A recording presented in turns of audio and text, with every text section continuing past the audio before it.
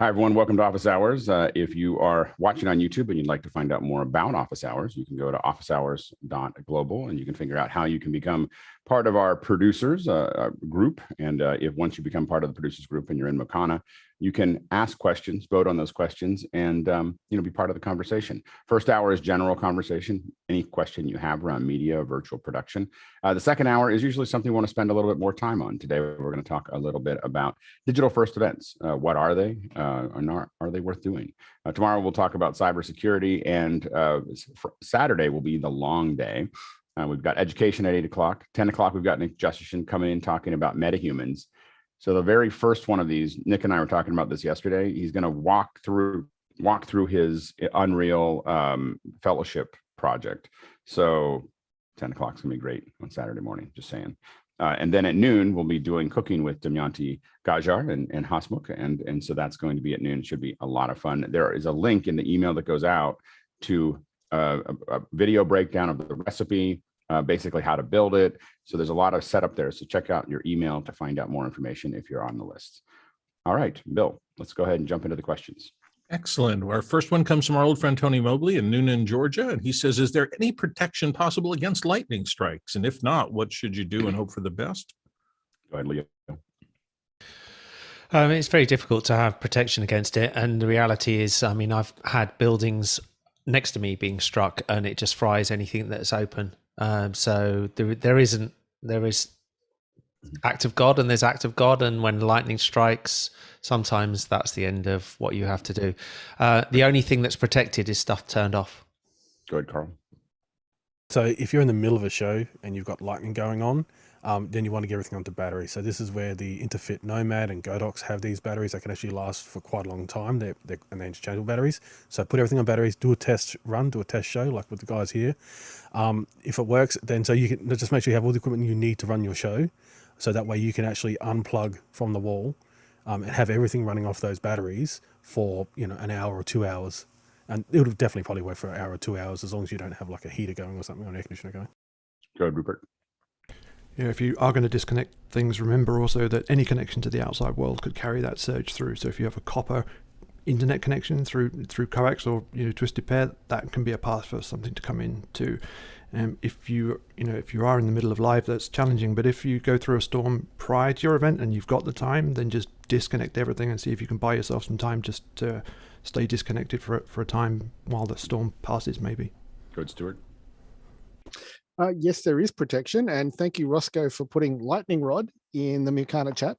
But there are two ways of protecting yourself that are considered absolutes. One is the lightning rod, as you will see next to a rocket when it's getting ready to be launched. The other is a Faraday cage to make sure that the charge goes away from you and you isolate whatever's inside the cage away from you. Doing that in a modern house is a challenge. Go ahead, Leo. I think the biggest thing there, and Rupert mentioned, it comes in on your phone lines and it blows out your modem. And that I've seen happen over and over and over again. That is normally the weak point where it comes in, because it hits a house next door and it will just go straight down the exchange and straight back into you, and you'll take it out. If you're in a regular place where it's going to happen on a regular basis, I would suggest getting yourself a 4G router that you leave turned off, that's ready, so that you can literally flip over to that and use that after you get a lightning strike. Go ahead, Courtney. And if you are going to use a lightning rod, you need to make sure it's taller than the utility poles around you, because, if lightning strikes a transformer or a utility pole or, where there's a phone line coming into your house, that's where it will come in, and the lightning rod can avoid that. And the best solution is to move to Los Angeles, where we don't have lightning. Marty, and then we'll move on. So there are a number of ways that you can protect. You can get lightning protection that can go into your electrical load center, the breaker box. You can get devices that can protect your outlet strips and your equipment. And I've put some links in Makana for devices like that. But it's quite right. It's not just the electrical circuits. It's any copper that comes into the house. And that's where fiber comes in handy, is that it's not subject to conducting lightning. Yeah, one of the things that we pay a lot of attention to, and I did from the time I was a kid, was we count the time between the strike, the flash, and the bang. And so the rough math that I was always taught, I don't know if it's perfectly accurate, was 7 seconds a mile. So we would basically, just as you would know whether the storm was getting close to you. It doesn't mean you couldn't have a random strike, but if the flash and the bang come really close together, is when we would start to do a lot of things that would, make sure that that we didn't end up getting hit. And we've call off shows because that space got too close. Go ahead, Stuart, and then Guy. Yep. The accurate measure is 1 second for every 330 meters. It's called the speed of sound. Yeah, but I don't know. I don't know I don't know how. Just think about it per mile. Go ahead, Guy. 5 seconds per mile. 5 seconds per mile. Yeah, there are some really high-end power conditioners. When I got into some high-end hi-fi for a while there, a lot of the guys had these power conditioners, and we're talking over $400 that'll sacrifice themselves in the event of a lightning strike. So basically everything goes through these capacitors, and so anything that is high voltage, it'll just fry the capacitors before it allows it to hit your devices. And then these things have like $100,000 guarantees. If something does fry, that they'll pay out. And I have heard of people getting paid out for stuff that did make it through. Yeah. Next question. Can't hear you, Bill. I'm sorry. Simon Livingston, Windsor, UK. Please excuse me if this has been properly explained before, but I'd like to know more about the technical problems of using platforms such as Zoom, particularly with Wi-Fi connections. And first of all, I just want to say that it's totally fine to ask questions we've answered before, because we get better at it. Like, you just give us practice and we'll talk about it again. And sometimes we'll have a different opinion the second time. If you ask 2 days in a row with a different panel, you might get a different answer. Go ahead, Grant. I was going to say the same thing, Alex. And the thing is too, that we are a group about new people. And so we expect that new people come, and when new people come, they ask the same questions, and that's good. And we'll continue to answer them. So no apology necessary. But just about Zoom and Wi-Fi, I think one of the challenges is that it often can work quite well. And that's the problem, is that people think, oh yeah, it's totally fine. But you'll notice a difference when you go to Ethernet. It's a far more solid connection going out and coming in. And ultimately, it's about how busy your Wi-Fi is. You could have the router sitting right next to you, and you could still have a whole bunch of traffic that's going around and people's devices that are going past your house or wherever it is. And all of those have the possibility of slowing down those packets. That Wi-Fi was not designed to do that real-time translation. And that's when we get those micro stutters and things that happen. And it's just not going to, particularly in Zoom, it's one of the things is it won't lock on to 1080 if you've got that, or 720 as quickly, and things like that. Go ahead, Jeffrey, and then Chris. The best part about asking that question again is now Alex is in a hotel with Wi-Fi, we could actually see the problems happening. Have I been stalling? Have I been stalling? No. But there have been the Wi-Fi, what I call the auto tunes. So you sound a little auto tuned every now and then with the Wi-Fi ramping up and ramping down. That's the biggest problem I always see with Wi-Fi, and you know it instantly that they're on Wi-Fi. We call it micro stalling. It doesn't die, but it's not. You hear this little. You'll probably see it throughout the show with me. You'll hear these little glitches or hangups that aren't the end of the world, but and it doesn't, for most broadcasts, we try to avoid it. Go ahead, Chris. It doesn't hurt to ask people to turn off other devices. I was doing a recording the other day. Guy had no way of plugging in, and we did a 5-minute recording, and I was like, ugh. And I mentioned it to him, and and apparently right out of frame was a TV streaming something off of, whatever. And he goes, oh, should I turn off my smart TV? Yeah, you should. Go ahead, Leo. Yeah. So what you're really looking at is what happens here, and the packet losses that you get. So it doesn't mean to say that. I mean, the one thing about Zoom, and we have to be clear, is it's wonderful at certain things, and it's actually incredibly good at delivering some service on a poor connection. And invariably, it always puts the audio first and then the video afterwards. It depends on the quality of your production. If you're trying to get to a really, really good place, putting wireless in there is just going to cause you a problem sometime. It doesn't mean it causes you a problem all the time. It's just sometimes, and you're going to break up. Another thing is on other platforms, not Zoom, that it can be that problem could be far more pronounced.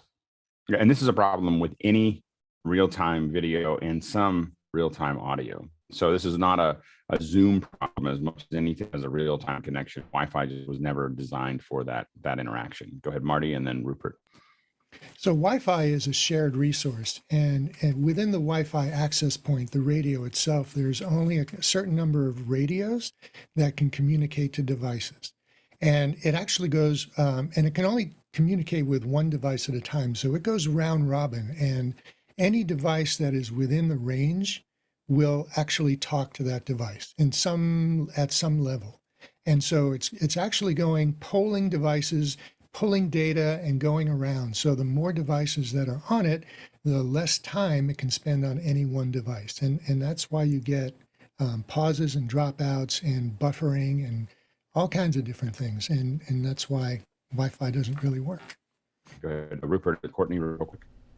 Yeah, Marty's exactly right. So much of the performance is environmental and circumstantial. If you're in the middle of a desert and it's you and your router, you're going to get good performance out of it.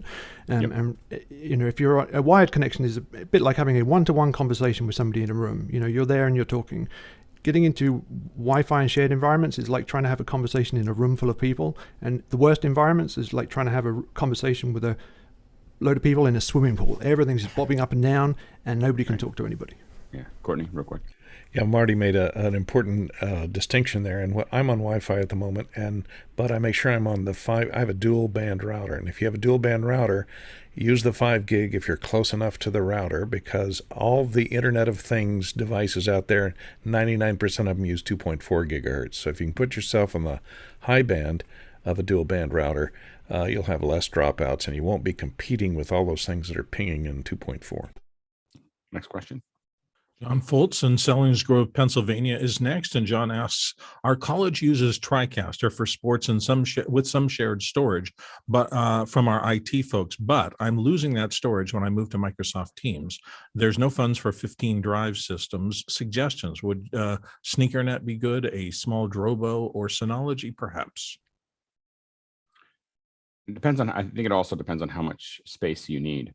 You know, so a lot of these things can be done with a small SSD drive, you know, if you're looking for it, you know, rather than making anything more complicated. It depends on just how much playout you need. Go ahead, Leo. So I've used the Drobos and I've used Synologies, and personally, I'm a big fan of Synologies. They're able to put one in, you know, to put 2 in different locations, and they will keep themselves in sync. They'll keep themselves in sync with what's on your Mac or your PC, and some other features that I just find great. And actually, I also use them in certain circumstances to take over all of the traditional file printer services in a network. So they're just quite universal in their use. I have to admit, a lot of people that I know that use Tricasters don't actually use the playout, you know, in the Tricaster because of a variety of issues that it oftentimes has. When they do use it, they usually use a dedicated drive that isn't part of some kind of shared storage or anything larger or anything connected. It's as fast as they can make it, and it's as close, it's either internal or as close to it as possible. So when you're saying use it with a Tricaster, are you using it with your production where that's where you're storing things after the show, or are you actually connecting to shared storage? But usually we wouldn't connect any software editing package to a shared storage to use during the show. It would be not something that anyway we would do. Next question. Ross Brand is up next from New York City, and it says, when you're using a MixPre as your preamp and audio interface, do you add any live processing via hardware, software, or plugins? And if so, what do you add, and what tools are you using? Yeah, go ahead, Carl. So noise assist. So for the MixPre, right, you'll find out a lot of the panelists will use noise assist as the add-on. Technically, it's a software that runs inside the device. So that's a common one found with the MixPre. Next question. From Rabbi David Paskin here on the panel from Miami, Florida. Zoom released focus mode, which allows you to turn off everyone's video except for the hosts, co-hosts, and anyone spotlighted. Has anyone played with it? And if so, what are your thoughts? maybe it's too new for us so far. Go ahead, Grant. Yeah, I mean, I feel like it's a hybrid, and I hate that term. It's a hybrid between webinar and meeting, and it seems like they're trying to allow hosts to be able to see everyone, but not everyone see everyone, and so everyone else can only see those the host or the active speaker, and I don't like that. It's something that we build our events around, people being able to see other people. And I think it helps, and we can talk about this more in the second hour, but I think it actually helps when people see other people engaged, it helps them to be engaged. Go ahead, Rupert. I was reading the documentation about it yesterday, and I think Zoom also included some write-up on it in one of their recent blog articles. But I think one of the use cases they have in mind is for education, where an educator could see everybody and then decide what students or what participants were going to see other participants. Yeah, it's one of those things, like while people get energy if everyone's paying attention and being engaged, when people aren't engaged or they're wandering around their house with their phone or they're doing something else, it's a distraction. So I think that for some folks, I think they have to think about whether they want people to be listening to what they're talking about, or whether they're and again, like for instance, this is a good example. We don't do that. We have a webinar, so we're doing that right. Our show every day. We have another show after hours that we then open it all up. So we kind of play with both of those modes. But I think part of it is also not having people feel like they have to turn their for us, there's a certain number of people who have chosen to do that, and a certain number of people who have chosen not to, and they want to passively listen. So it's and so I think that the focus mode is interesting. It does give you that webinar experience that some people want without the part of the meeting that they don't want, but they can still do breakouts. Next question. Comes from Ted Claudio in Quezon City, Philippines, live streaming small events before using VMIX, and recently got an ATEM Extreme ISO. Combining VMIX and Extreme is the path I want to go for. Should I stream out via VMIX or via the Extreme? And what do you suggest should be the tasks of VMIX versus the Extreme? Go ahead, Grant. So there's an ongoing debate on office hours, and that is software production or hardware production. And essentially what you're trying to do is both. And I've been down that path. So I was using Tricasters, and particularly the Tricaster Mini. And then I bought an ATEM Extreme, same with you. And I've now dusted off the Tricaster, and I'm using it for sending a multi-view back. And so it's working great for that because it's not show critical. And so my feeling is the hardware in the ATEM is far more reliable than VMIX is. And I know VMIX does a lot of great shows, and people were talking about it in after hours. It works very, very well, but when it doesn't, it does it very badly, and it falls apart badly, and your show falls apart. And so my recommendation would be that you use VMIX going into the Extreme, and the Extreme is the thing that's that can be doing the stream, but also is going to be the most reliable. Go ahead, Stuart. My answer is actually going to be the opposite pathway, but for the simple reason of how many outputs can the Extreme stream to at one particular time? Because the question actually asks about being able to stream to more than one thing. Now, if you've got a small studio space, something like the ATEM Minis, all of them are amazing as tactile switches for the input side and being able to switch through. And I see the look on Grant's face, he's rereading the question because he didn't read the question the same way I read it. But using the ATEM as the input side, and then using VMIX to overlay your graphics and to stream to multiple outputs is where that system will absolutely shine. The other thing is, if it's the ISO version, you can be using your ATEM to record all your cameras separately rather than having that loading up in the VMIX system. So again, the VMIX system will just be one input, graphics overlay, and out to multiple things. And it will, like even a lightweight system, will do that easily. Go ahead, Leo. So the last sentence that Stuart said, I'd put all my graphics and all my playout on VMIX, and so I can cut it in there rather than cutting it on the ATEM. Good, Carl. So if you want to do this in hardware, you can use the Extreme. You have two outputs via HDMI and the USB, which you can stream to. The two outputs from HDMI can go into Web Presenter 4Ks, and those two can go out to two other ones, while the Extreme itself can go out to a third.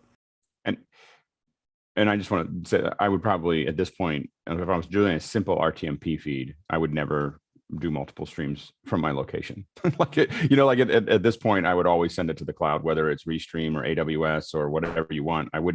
I'd pass it through something rather than use up bandwidth and have everything. I'd much rather have a small little pipe going out to wherever I need it, and then I have tons of control. I have infinite. When you put it into, for instance, I do it mostly to AWS with links. Then we got a little link. It just pushes it up into the cloud via Zixi, which is far more stable than any RTMP stream. And then once it gets up there, I can slice and dice it and send it wherever I want. It's pretty freeing. Go ahead, Jeffrey, and then Rupert. The best part about VMIX is you can go back and forth. You can actually set it up to go into the Extreme and then set it up to go back into VMIX if you have it set up right. The other thing is we've always talked about the audio on the ATEM Mini, and that's problematic. You can always have an extra audio feed coming into VMIX, so if you do have problems on one end, it'll work on the other. Good, Rupert. If you are having the choice of using hardware or software, but you only have one solution for both, just try and maintain yourself in a situation where you could use either one as a backup if the other one fails. And remember that the ATEM is a pretty well-defined set of workflows and a controlled environment. It's important to treat your software solution, your computer or whatever you're using, in the same way. Don't overload it with other tasks. Don't use it for multitasking. Try and keep it as a defined, self-contained platform that you can keep in a controlled environment. Most of the trouble we've had with software switchers in general have been because an operator is doing something other than the software switcher as well on the platform. When you treat it like an appliance, and there's nothing else that it does other than that, they actually stabilize fairly well. I will recommend, if you're using an ATEM and you're trying to figure out how to use VMIX and so on and so forth, is to check out Mix Effect Pro. Adam Toe is in our group, in our Discord. There's also Here to Record, but between what John Barker and Adam Toe are doing, those two have taken the ATEM to a point where, I just did a very, very complicated show with Mix Effect Pro where we had animated, tons of animated, we had a client who wanted it to look like a game. And so everybody's in their own mortise and they're all animated like a game and everything's moving around and it was all done in, maybe a couple ATEMs. So anyway, next question. Leo Mindell in Pinner UK and here on the panel says, assuming I will get to snowboard this winter, how do I use my GoPro with stabilization into a Zoom call live? Putting the MacBook in the backpack is not an option. Go ahead, Carl. So I would probably steer clear of the GoPro, but this is the only time I'm ever going to suggest using an Android device. So there are some Android devices that have that pretty good stabilization in their standard camera, which can feed into Zoom, in the app inside that Android device. That's if you don't want to put anything else on, if you don't want any other hardware hanging off, you don't want any cables hanging off, then there are some Android devices out there that can do the stabilization that GoPro can do internally, and it just has Zoom built in. I go ahead, Rupert, and then Stuart. You could look at maybe if the laptop's not an option, you could look at a little Windows tablet like this. This one's a 9-inch, I think. But if you can Wi-Fi your GoPro to this and just install Zoom on this and hotspot to your phone or something, you could just throw this in your jacket or somewhere. Go ahead, Stuart. I have a slightly different solution, and it would actually involve bouncing the signal through AWS or something into Zoom. This is a little HDMI to IP box, and why I bring it up is because they are available with a 4G connection. So as long as you can figure out where to send it to, you should be able to get it into Zoom. That will bounce up and down on your board, and you will be able to use the GoPro's image stabilization rather than having to use the phones. Go ahead, Ross. Yeah, I don't know 100% that Zoom's a destination, but if it is, the LiveView Solo is an amazing device for streaming in high quality. Now, it's going to be weight-wise not quite what a laptop probably is, but it's not You know, it's not like using a phone, but that'll transmit your video right from your camera and your audio. I've seen a lot of people use the little Sony action cams with that, and it'll send it to live view through cellular bonding, and it'll be very, very high quality video and very reliable, even if you're in a bandwidth challenged environment. It's not an inexpensive solution, but it's a good one if you have the means. Go ahead, Jeffrey, and then Leo. I'm not a big fan of this, but the YOLO Live has the YOLO box, and the cool thing about the YOLO box is you can stream to RTMP. You could then set up an AWS session or have a computer on site, which this box would then stream to, and then of course you could then stream that to Zoom. Watching back, if the idea is that you want to see the Zoom room as well, this won't do that, but at least you'll be able to do some snowboarding, put that in your backpack as well. Leo. So in the past, I've used Osmo 2 and put my phone in, so that's got the stabilization, and that used to have the RTMP output. Osmo 3, they dropped RTMP output, but I don't know how you can get the RTMP into Zoom. I'd have to do a conversion somewhere to do it, but they've dropped it on the Osmo 3, and the GoPro will stream, but again, it's to RTMP. So I guess I'm going to have to try and find somewhere to send the RTMP to that will bring it back into Zoom. You don't care about the latency? No. Well, I don't go that fast. Go ahead, Stuart. Leo, RTMP into a PC running VLC. VLC you set to NDI render, NDI through the virtual input into Zoom. The way I've done a mobile device before with a camera was to Zoom, you would probably need to go to something like AWS and use Media Connect to connect to via SRT or some version of that to get it back in the cloud. The way we got it out, we only needed RTMP, was a Teradek. Took a Teradek which converts the video to bits, and then we just the Teradek actually attached to for us some version of a MiFi. It's not quite it's a MiFi with four, it's kind of what I think Stuart was showing, some fins, and that tied the GoPro in and got a pretty good signal. Go ahead, Grant.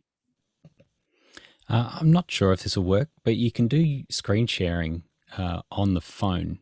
So you could have the GoPro video coming to your phone, and then have a Zoom call on your phone and screen share from your phone into the Zoom call, all done quite simply.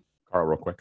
Yeah, so what Grant said was exactly what I was thinking. The Xperia Pro from Sony allows you to actually have the input coming in, and that can have it as a screen share, because it doesn't actually go into Zoom, but you are right, you can actually set screen share up on Zoom, and the Xperia Pro is the only one that has HDMI into a phone and has 5G out. Next question. Next question comes from Mike Emmett in Melbourne, Australia. Does the panel have a view on setting camera angles for natural eye lines when interviewing remote contributors on a multi-camera set? Go ahead, David. So I would just share that, generally speaking, if there's a 5 to 7 degree gaze angle, you can't perceive when someone's not looking directly into the camera. So depending on how far the subject is away from the camera, keep that in mind. So assuming that they're going to want to see the people to whom they're presenting, keep that gaze distance in mind. Go ahead, Jeffrey, and then Carl. There's a TikTok filter where they you can point it at a picture and they can move their eyes. I still want to talk to those people and see if they can put it into like the Zoom so it just looks straight forward, maybe a blink or two, wherever their eyes are focused. Good. You're good, Carl. So reading this question, it seems like it's a bit of a flip of what we do. So it seems like the actual host is remote, and the people who they want to question are maybe three people on stage.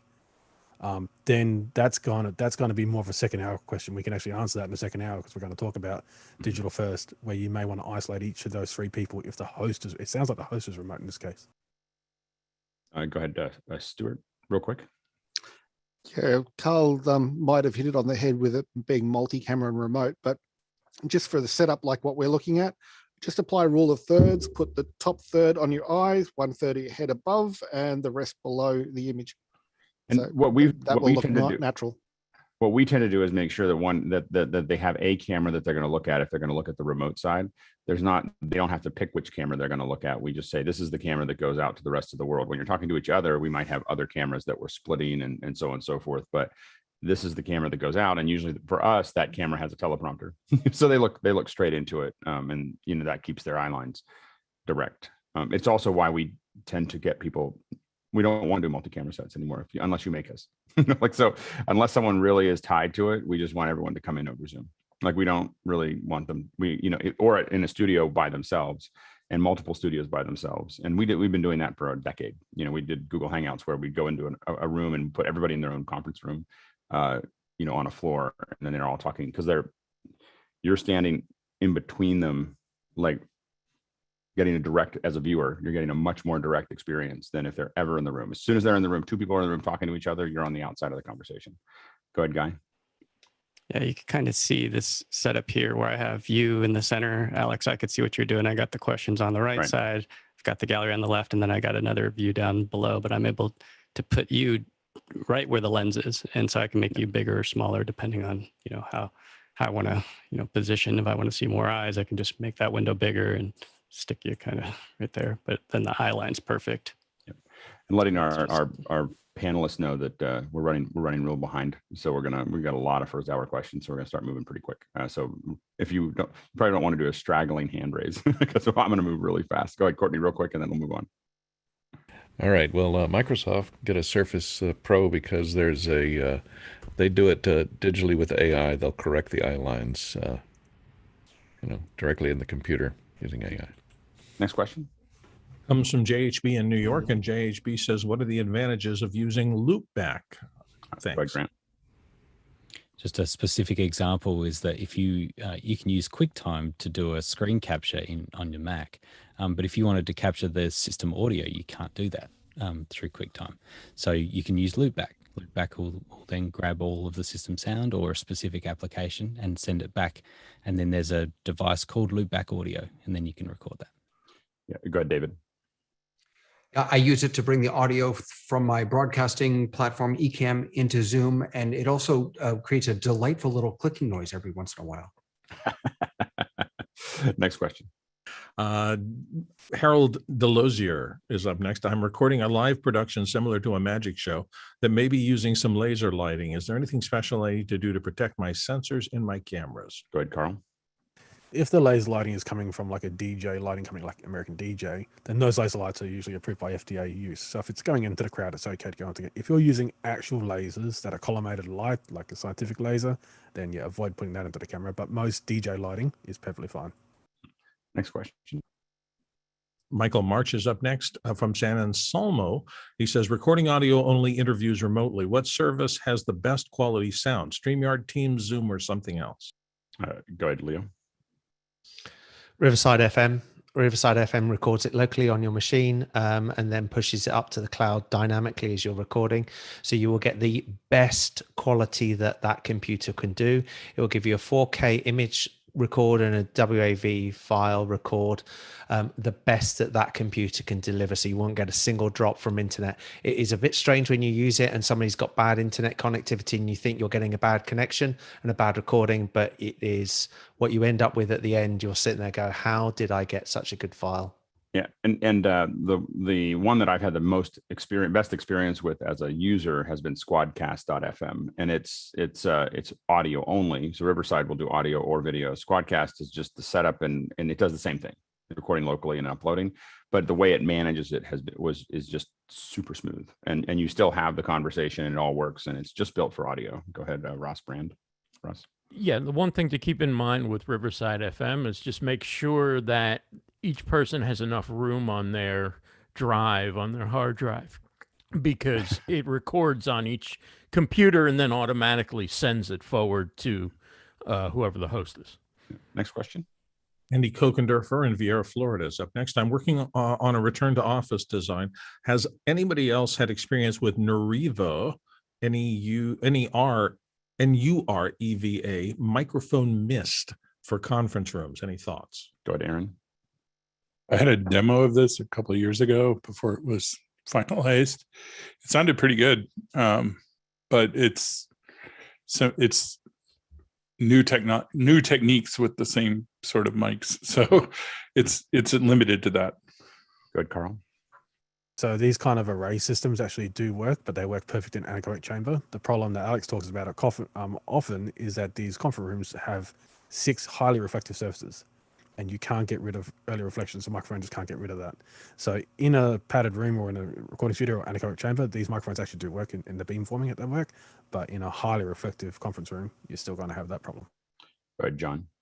One of our longtime producers has this. He works at LSU, and they use them there. And we've done several tests with them. They sound okay. They don't sound great.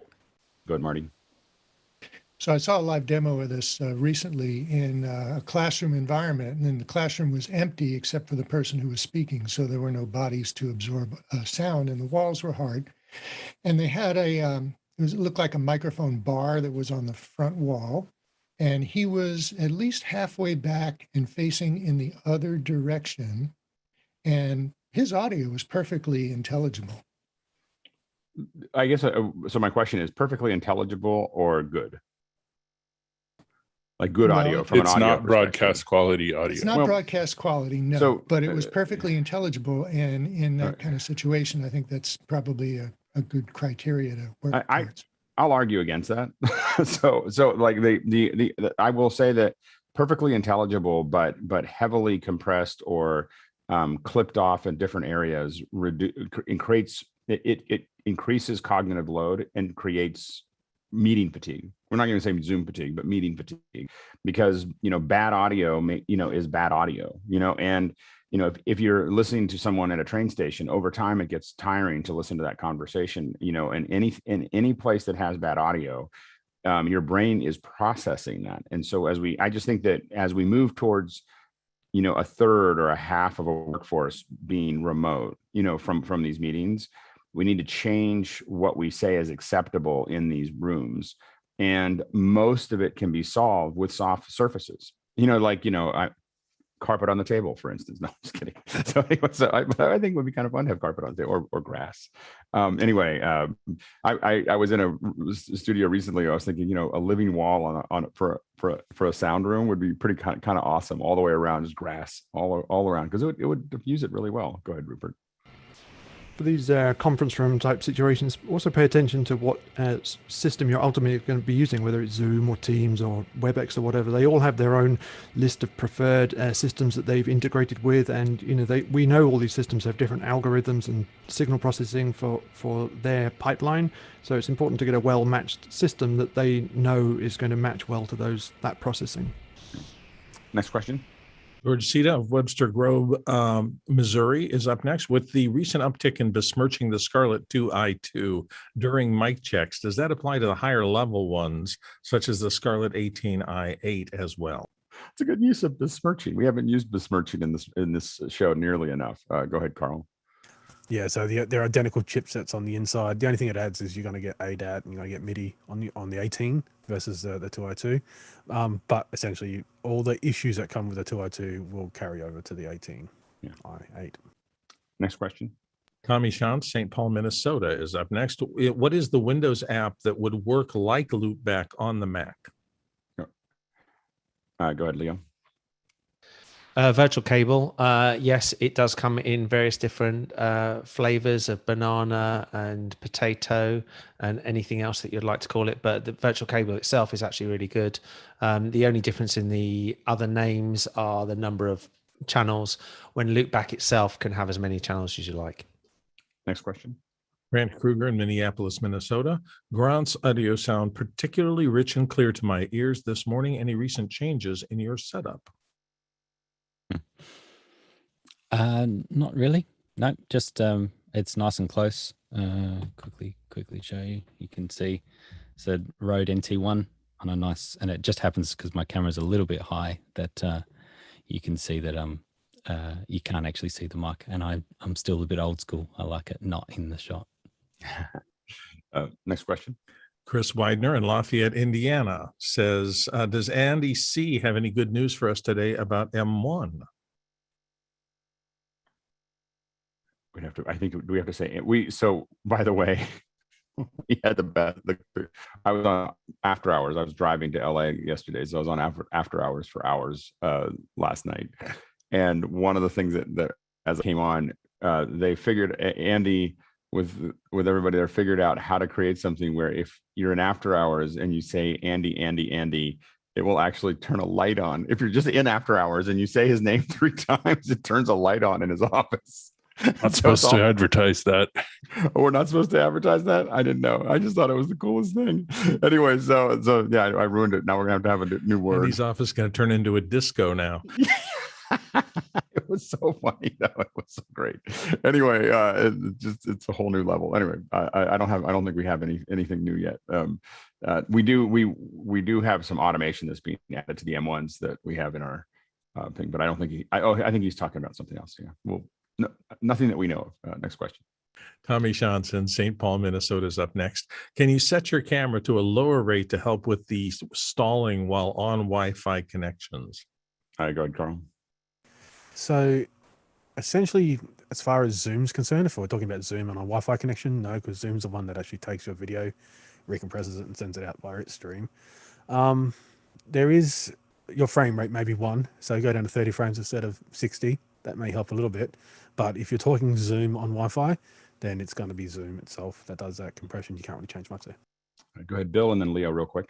Be very careful, because if you try to make a video stream smaller, it's usually done through compression, and that actually adds more processor load as it has to decompress and recompress frames. So make sure you don't dumb down your signal if you're trying to get smaller.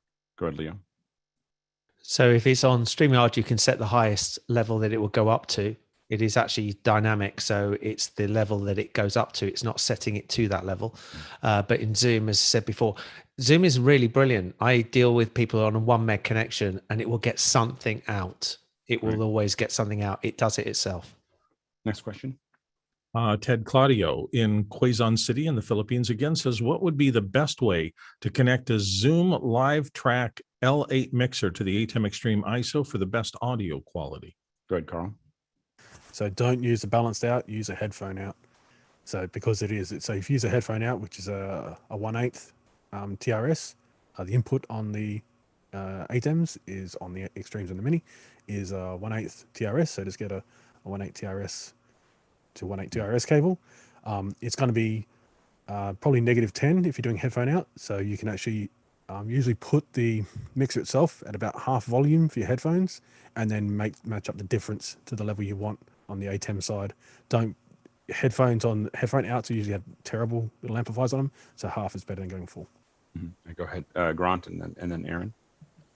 Yeah, so I've got that set up. I'm not with the Zoom, but I use one of the SDI to HDMI, the larger adapters from Blackmagic, which has 6.5 balanced inputs, and so I embed it into my HDMI, and then I use that, and so now all of the audio that's going through my X32 is then balanced to left and right out and going embedded into HDMI, and then that's into the mixer. That makes it really good.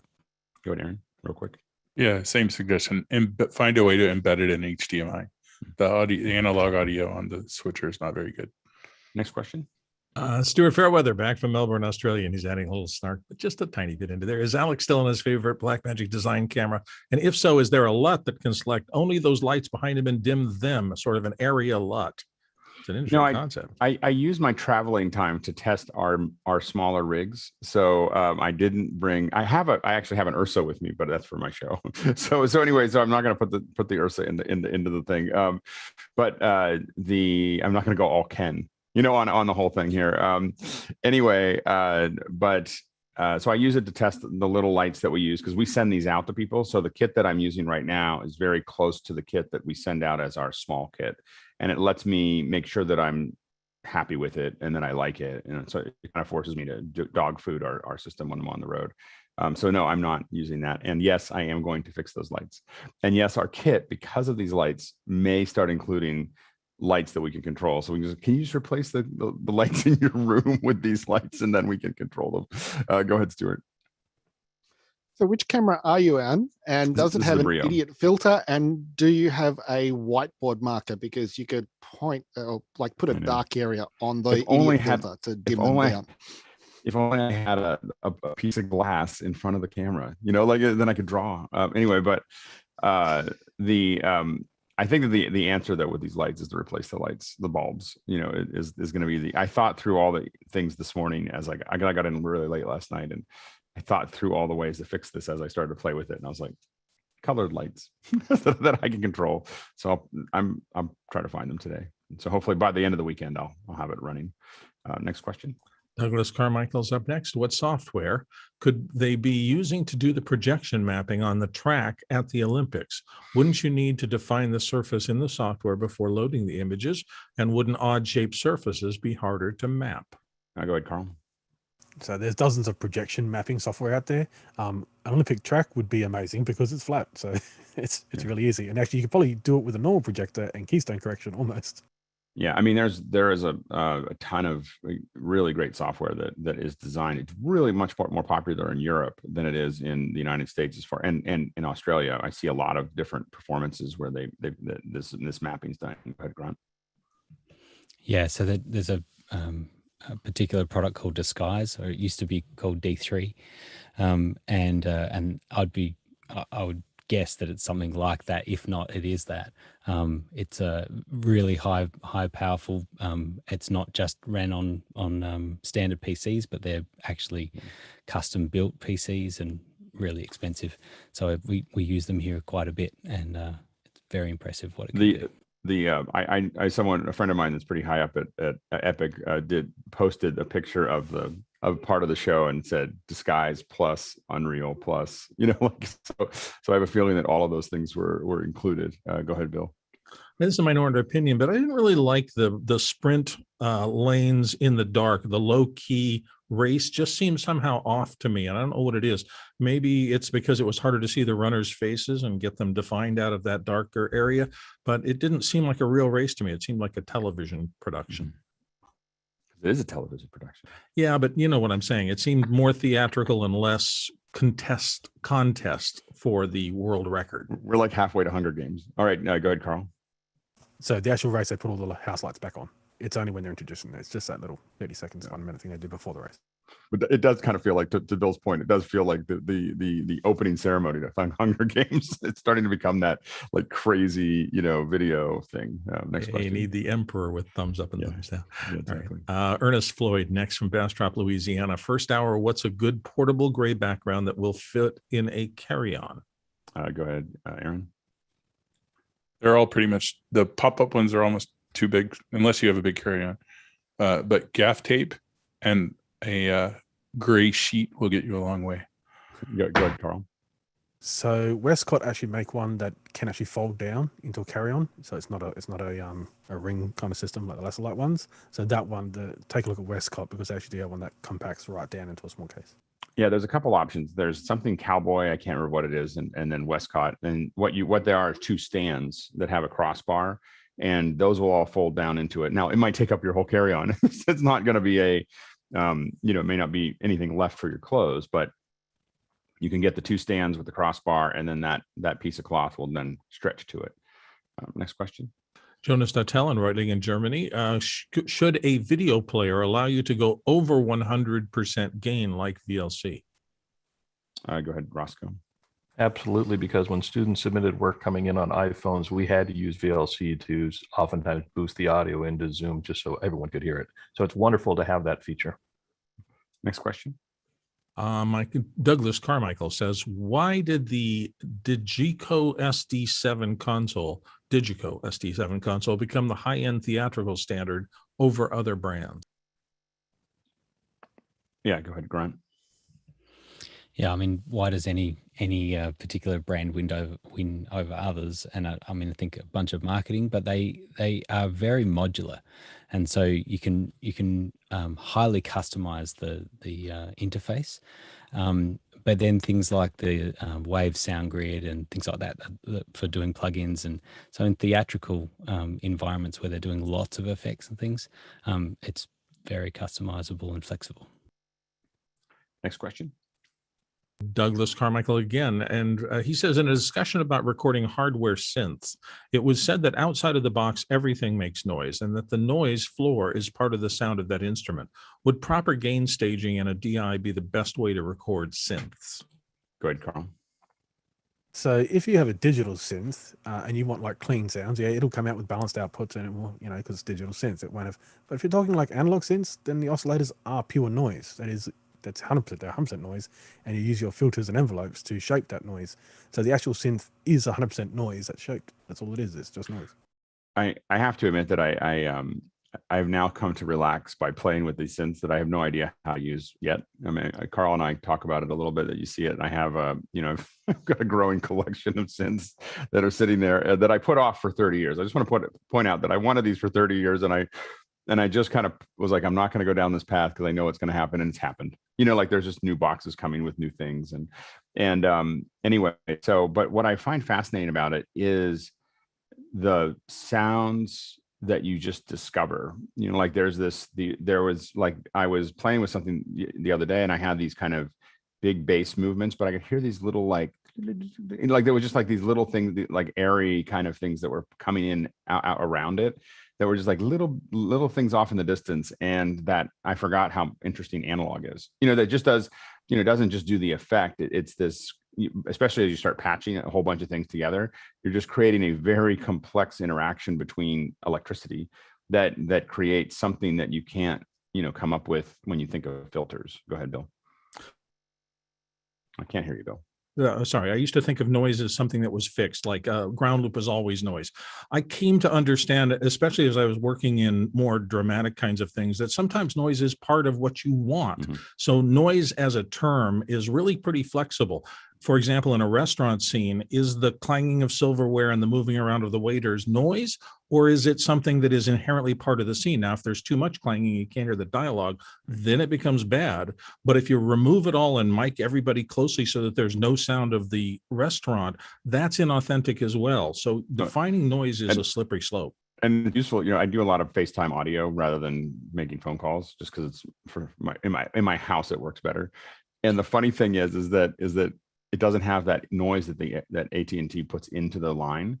And so I'm constantly afraid if someone stops talking and they don't respond often enough, I'm afraid that I lost the call.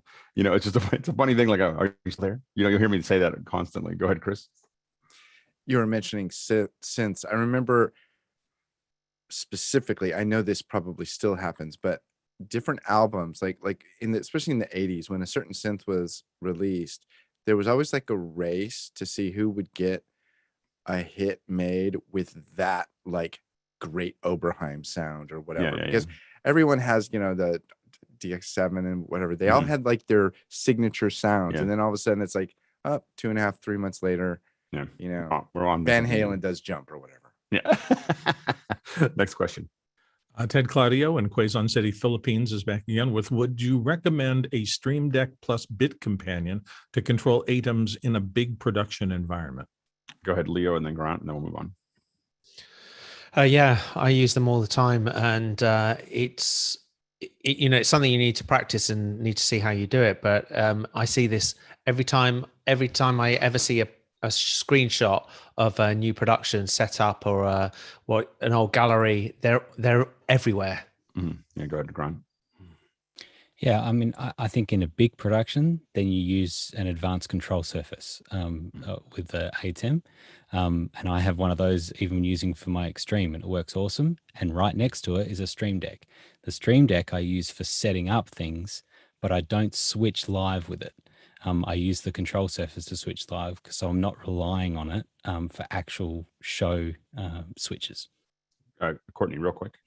Doug Johnson did a good video on how he will never use Streamdeck in a live production again, because at least with the companion, because it's completely unreliable and you can't predict when it's going to fail. The problem is that it's not completely unreliable; it's just somewhat unreliable, and so it lulls you into a false sense of security. Next question.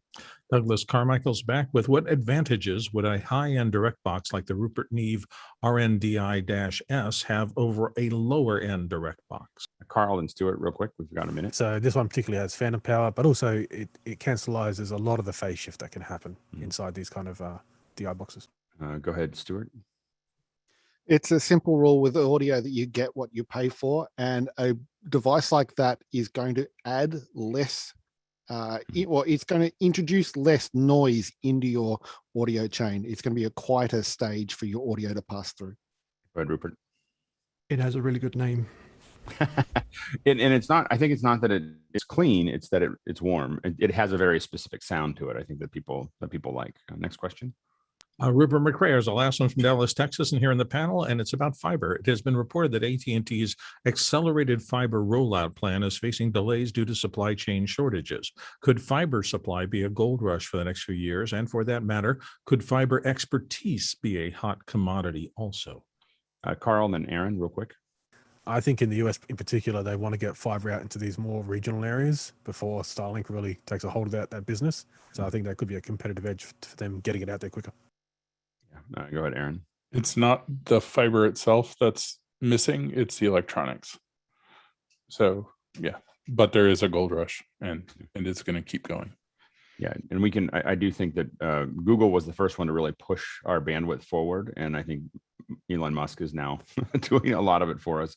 Where the other thing I would highly recommend is that you always, if you're out of your agreement with your cable company, now is the time to ping them and say, hey, I'm thinking of moving, because they'll give you way more for less without much work at all, or because they're just desperate to hang on to you. So anyway, it's just something to know. We might as well take advantage of it. They've been taking advantage of us. Not that I'm bitter. Right. We are now shifting gears. One of the things that came up that was a request was to talk more about digital first events.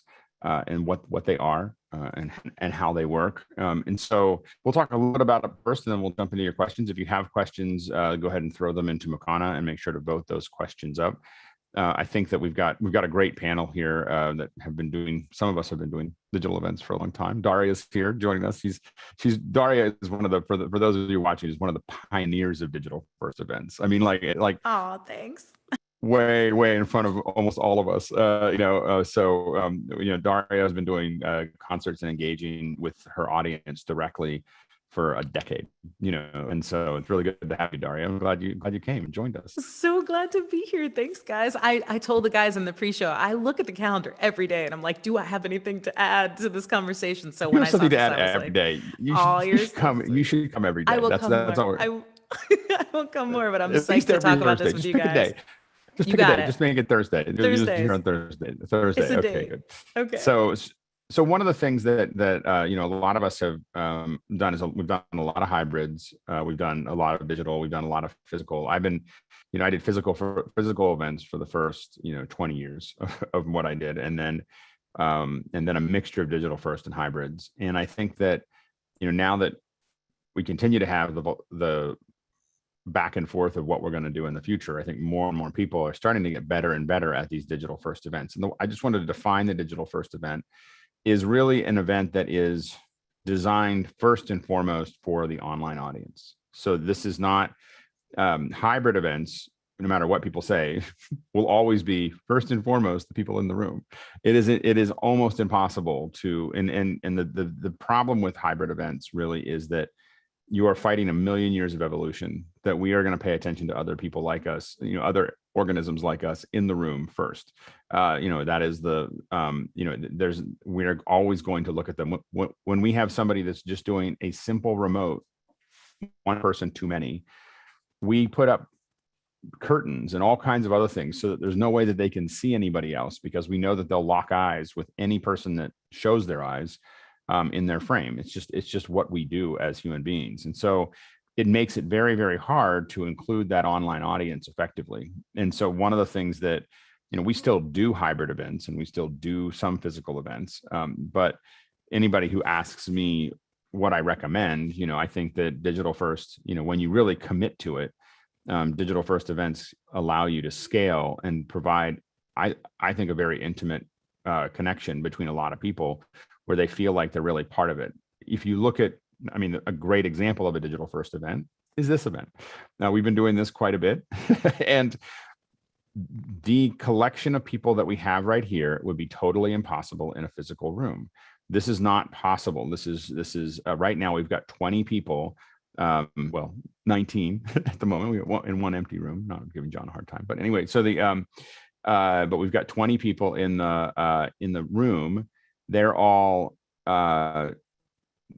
if we put 20 people on stage, what would it look like? What would it sound like? How would people look at them? Where would we put the cameras? Instead, we've got a close-up shot of every person. You know, this would be impossible to do.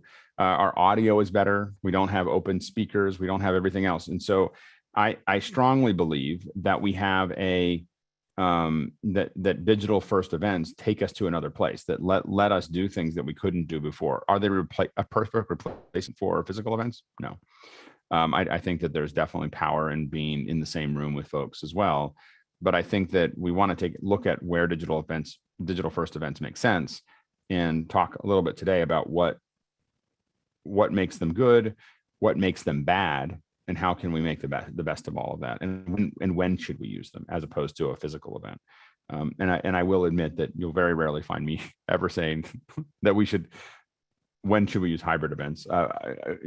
Probably not very often. If you don't have any other option and you just want to include people and they're just happy to be there, then a hybrid event's great. But if you want to create a real event that's really connecting people, it's probably not the best solution. Let's go ahead and jump into, since no one's raising their hand, we'll just jump into the questions.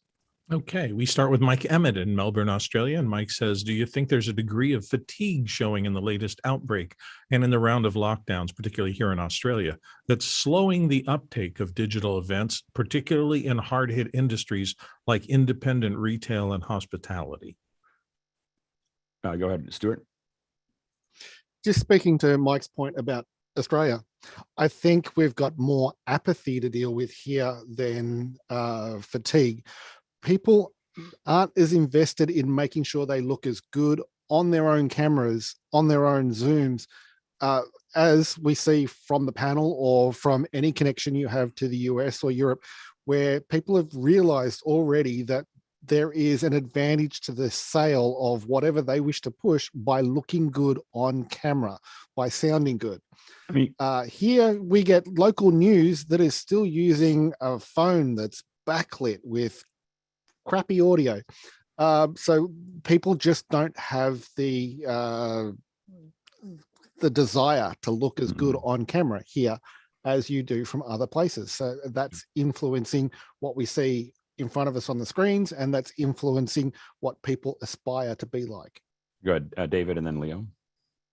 I was engaging with some folks on social media yesterday about one of my posts, and they were arguing, it was about the virtual backgrounds. They were saying, oh, I don't want people to see my messy room. And my response was, we've been doing this for 18 months. If you think that we're going to stop doing this anytime soon, you're mistaken. Clean your room up, clean your space up. We have an opportunity here to embrace this moment and make the most of it. And the last thing I'll say is that I think it's actually less about fatigue and more about a sense of feeling overwhelmed by it. I think that, I'm a novice compared to everyone else here on the panel, and 80% of what I listen to on the panel goes right over my head. So there's also a sense of, I can't do this well. You good, Leo?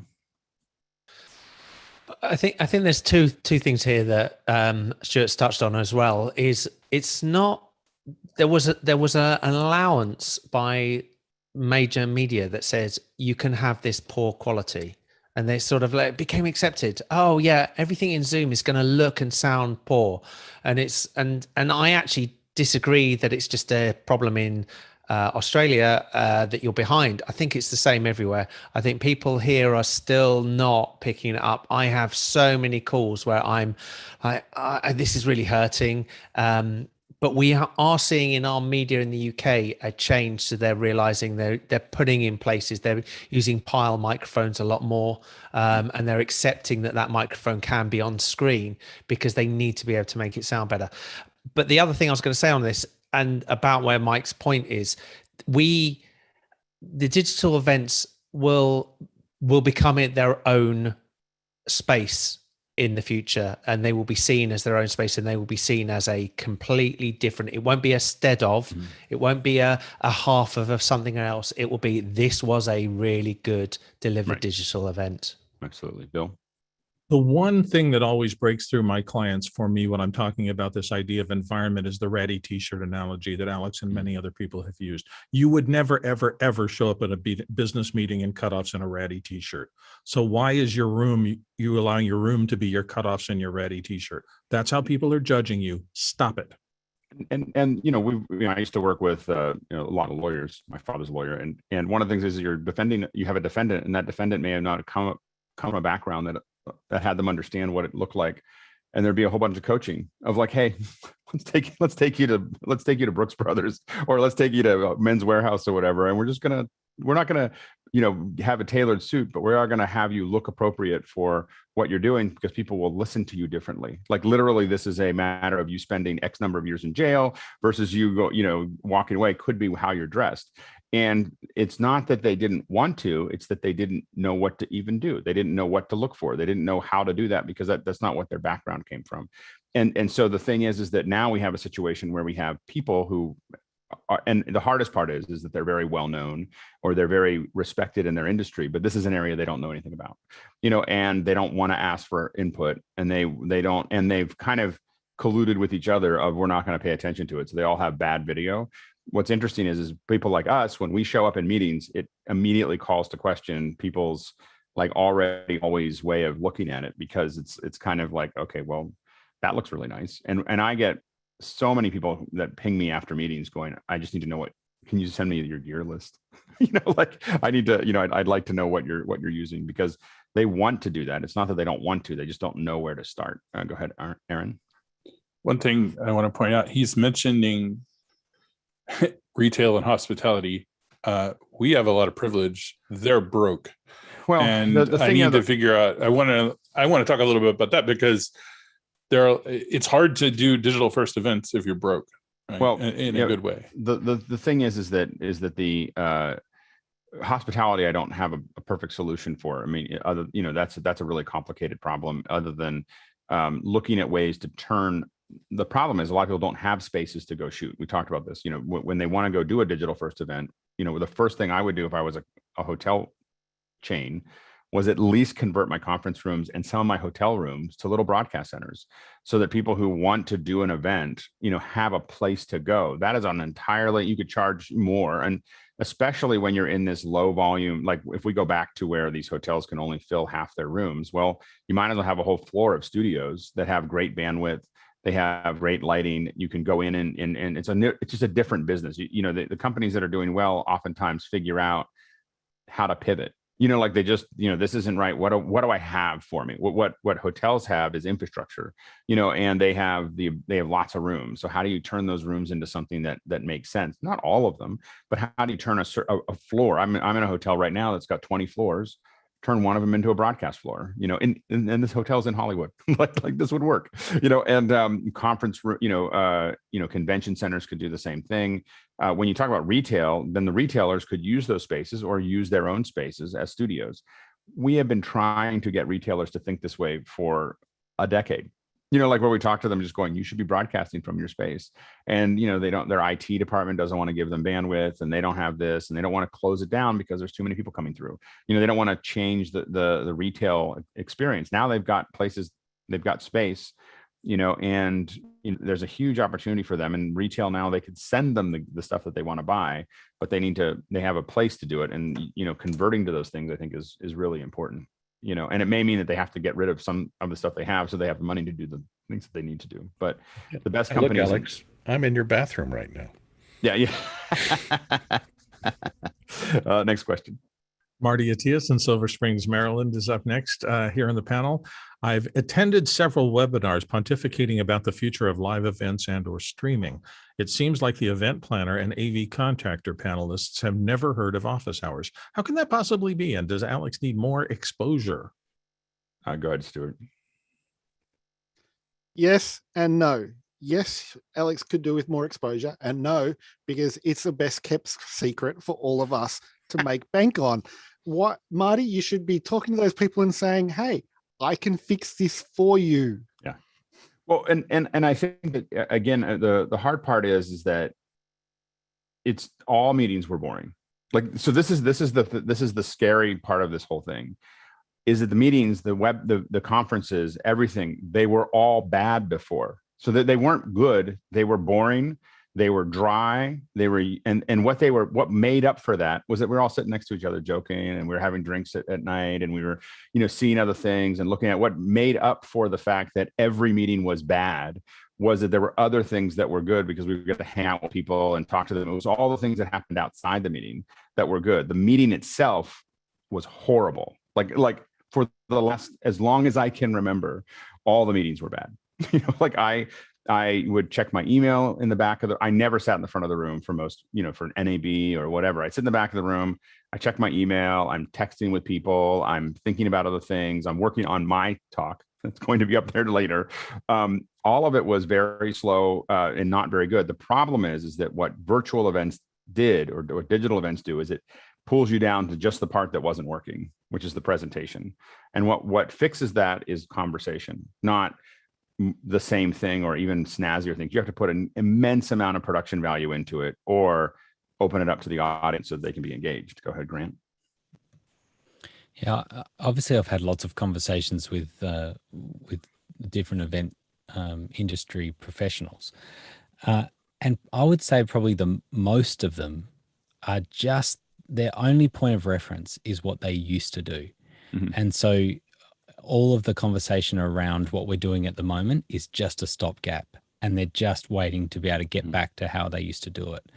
And that's what they're telling their clients. Mm-hmm. And so the difference for me is that I've experienced, particularly through Office Hours and now extended through a bunch of other events, is a totally new experience, something that just, as Alex said, was not possible in person. And so now I can see a whole new future that will not change no matter what's happening in our world. We will continue to be doing events like this. And so it's difficult, to the point about all these different event people that are doing webinars and things and talking about events. It feels like it's the 80-20 rule. It still feels like 80% of the people are still talking about what we're going to do when we get back, and it's going to be great when we get back. I feel like there's quite a few of us here that are in the 20% that are seeing this as a whole new way of going, and it's completely changed.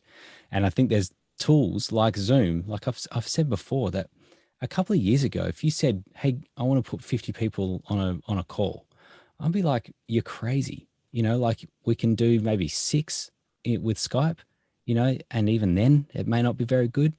We're doing calls like this now with hundreds of thousands of people, and it works. It works incredibly well. Yeah, Leo. To Marty's point of more exposure, I've made it a priority of mine to tell people about Office Hours. It's worked in some cases. There are people on this panel that I've talked to about, and they've come along on today and on other days. But I do think Grant has a point here. There are still people who are going, well, this is just a fad. It's not going to happen. It's not going to stay long. We've just got to sort of go put our fingers in our ears and blah, blah, blah. We'll be back to in person within another 3 months. It's just going to be another 3 months. And they don't want to learn these tools, which is why I think this panel, and when you introduce people, they realize actually there is a long game in this and they need to get involved. Yeah. Marty. Yeah, so they're on the fence about this. They realize that they need to do something. They need to keep their business going now, and but it means an investment on their part because they need all this new equipment in order to do this. So they're on the fence about it, and they are saying that things going forward will be different. That these virtual events, or hybrid events as they're calling it, need to happen, but they're still trying to emulate what they did before. Yeah. And it turns out to be a one-way broadcast. They're not really including the audience in the conversation. They're not inviting interaction or conversation. Right. They're doing presentations. Yeah. And in that way, it's not being really effective. It's not making the best use of the medium. Yeah, and I think that I happen to be for a lot of this, happen to be in the right place at the right time, because the way we do this is the way I've always done it. Like, if you ever gone to any of my conference things, it's just me. I just get up and say, I'm a horrible speaker.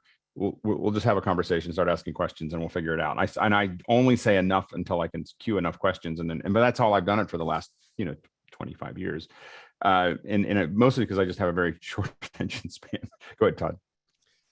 The other thing that I don't think we've mentioned a lot in this particular question is the international nature of the exposure, and about Alex's exposure. And, they often say in marketing that the absolute best marketing is word of mouth.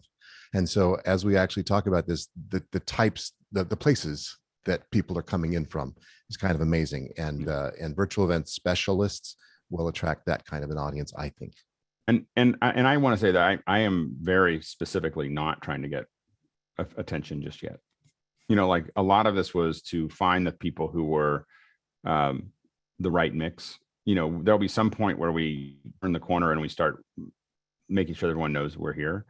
But a lot of it is you want that I've always learned with communities, you want the folks who get it to be there and give them time to fuse before you start having lots of external input. And so that's why I've been very specific about making it a little hard to get in, a little hard to find, and a little hard to, all those things are there to kind of filter out folks to figure out who's serious about it, and then to give us some time together before we start adding a lot of people to it. Go ahead, David. And on top of the gear requirements and the tech knowledge, there's also a radical shift from, and some of you were speaking about this before, in presentation style. I don't know if Dario, if you'd be willing to talk a little about, what the different types of presentation styles that you need to bring to a digital first event versus an on-site event. Yeah, absolutely. And thanks for asking. I mean, I agree completely with what everybody said here. And, Alex and I have always been simpatico on this stuff, and we cross paths because of this kind of thing. And I would say that it kind of comes down to the curiosity and interest in other people is where I land with this. I agree with all of you that this medium is about connecting with people in a surprisingly intimate way, globally, instantly, in any medium that you choose. So for me it's music, for other people you're talking about presentations or conferences or whatever. But I think what you can do in this medium is drill right down to the essence of what it is that you actually want to talk about or share, and then get a really intimate human connection about that thing and around that thing. And that's what you guys do here every single day, And so I think that's the thing that people miss, like you said, is they stay kind of stuck with what they think they know and what they want to do. And they end up doing a lot of let's stream this at the same time as doing the thing we always do. And that ends up just being a one-way street that I know personally, when I'm on the other end of it, I don't find it particularly interesting. And when I'm on this end of it, the whole fun for me is look at these faces in here. You're all human beings on the other side of this thing. And I get to meet you and I get to talk to you. And we never would have met normally, probably, and that's the thing that I've found life-changing in my own life. And we act like jaded, I'm glad that Todd brought it up.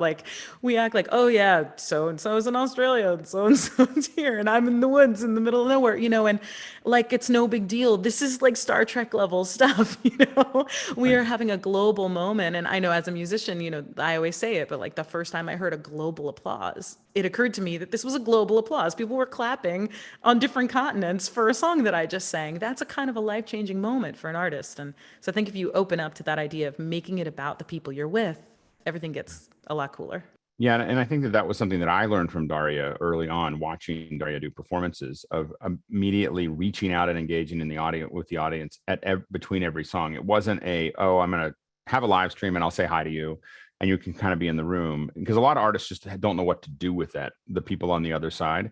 And it's the engagement of really allowing the audience to guide how the show's going to go. And I think artists do that when they're in real life, how the audience goes and what it is definitely drives some of the things. But I think that was really important. Let's go to the next question. Jasmine Lee in Singapore is up next, saying, trying to guide the management team out of, quote, how to convert this into a virtual event and into thinking of digital first events as part of the overall communications mix. What would the deal maker be? What's the compelling case? Go ahead, Stuart. I'm going to be a little brutal here. And the deal maker is walking into the sales and marketing department of the company you work for and asking, do they want to do an event for maybe 1,000 people you can get into a space, or do they want to sell tickets to 20,000 or 30,000 or 50,000 or 100,000 or 1 million people online? What's going to earn them the better bottom line?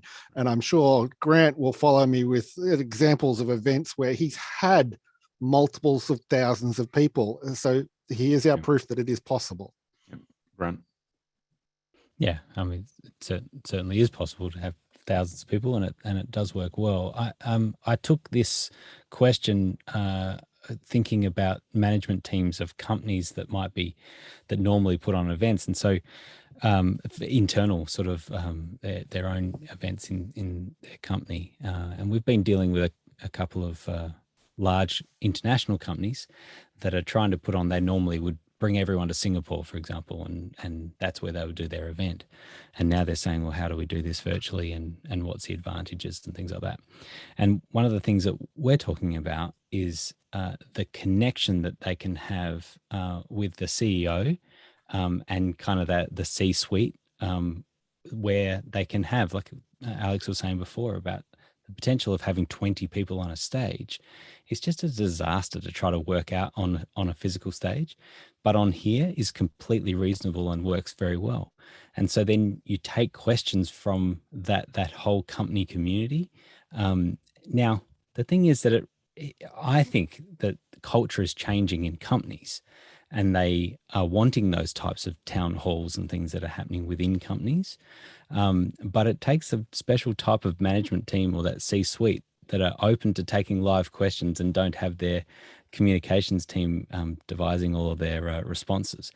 But when they can do that, it works very well. The other potential deal maker is then those 20 people could then be in breakout rooms, and all of your people could be instantly in breakout rooms where they could choose who they would like to talk to out of the management heads. And now they're in smaller groups and they're thrashing through issues internationally for a company. You just cannot do that easily in person. Aaron? I think a lot of management teams are in a bubble, historically and currently. And that true online digital first events are very, what's the word I was looking for? Very vulnerable, I guess is the right word. It's you have to have a vulnerability, right, to be on these things. You can't expect everyone to say what they're supposed to say. They have to say what they're going to say, or they come off as inauthentic. Yeah. Right. And they also don't see people in the meeting as people. I think there's a generational thing probably with especially older folks who don't understand that you could totally be friends with people on the internet and they're your real friends, and it works the same. I think that comes through in Zoom calls and corporate meetings as well, right? Like, there's a disconnect, and how you square that up, I think, is really hard. Yeah, I mean, I think that one of the things is that we're probably moving to another generation of leader that is conversational, truly understands. They have to do a couple things. They have to truly understand how whatever they're doing works and be able to connect with people at the same time. And most understand one or the other, or they understand the financial, like they know how to run the company financially. They don't really know what the company does, and they don't really want to interact with people. And a lot of them have been very effective at amassing a lot of money. The problem is that this next generation puts them in a very uncomfortable space because they're not used to having to interact with just random questions coming in and managing that. And there's some ways to, solve some of those problems by having a question management system that lets them filter at least some of the stuff, so they're not thrown into a something that they don't want to do necessarily. But I think that there is another generation of leaders that are probably coming that are like, again, whether you like him or not, Elon Musk is very comfortable with just answering questions. Sometimes he answers them horribly, but we just go, okay, well, that's, we allow him to be that way. And I think that the big thing is that the one thing that I say constantly is, when I'm talking to people, is that when you do a physical event, you're cutting out 99.9999999% of the world. Like that, that's, you're cutting off your market. And then when you decide you want to do it digitally, you have to say, we can make a car look like a boat and go out there and do the best we can. But it's kind of ugly. An amphibious unit doesn't sink. It doesn't mean that it's great, and so eventually we start building boats so that they like speed boats, and we build big boats, and we do all kinds of other things that don't look like cars anymore, and they won't work on the road, because they were built for the water, and so when you say, I want to make my physical event look like a virtual event, I want my virtual event to look like a physical event, it means I would like my car to float. Sure, you can make it float, it's not going to do it very well. Go ahead, Courtney. Well, I'm going to risk a little bit here and reveal a dirty little secret. We've been doing a lot of corporate events for years, in-person events. And a dirty little secret is a lot of the time they'll have the board of directors up there on the dais. And they can certainly do this in a virtual event. And each one of them is looking into a teleprompter monitor. And there's a bank of lawyers behind the curtains with keyboards in front of them. They're typing answers for those CEOs to answer the questions that they have to field coming out of the audience. And they sound awfully intelligent when in reality it's a bunch of lawyers typing stuff on the screen.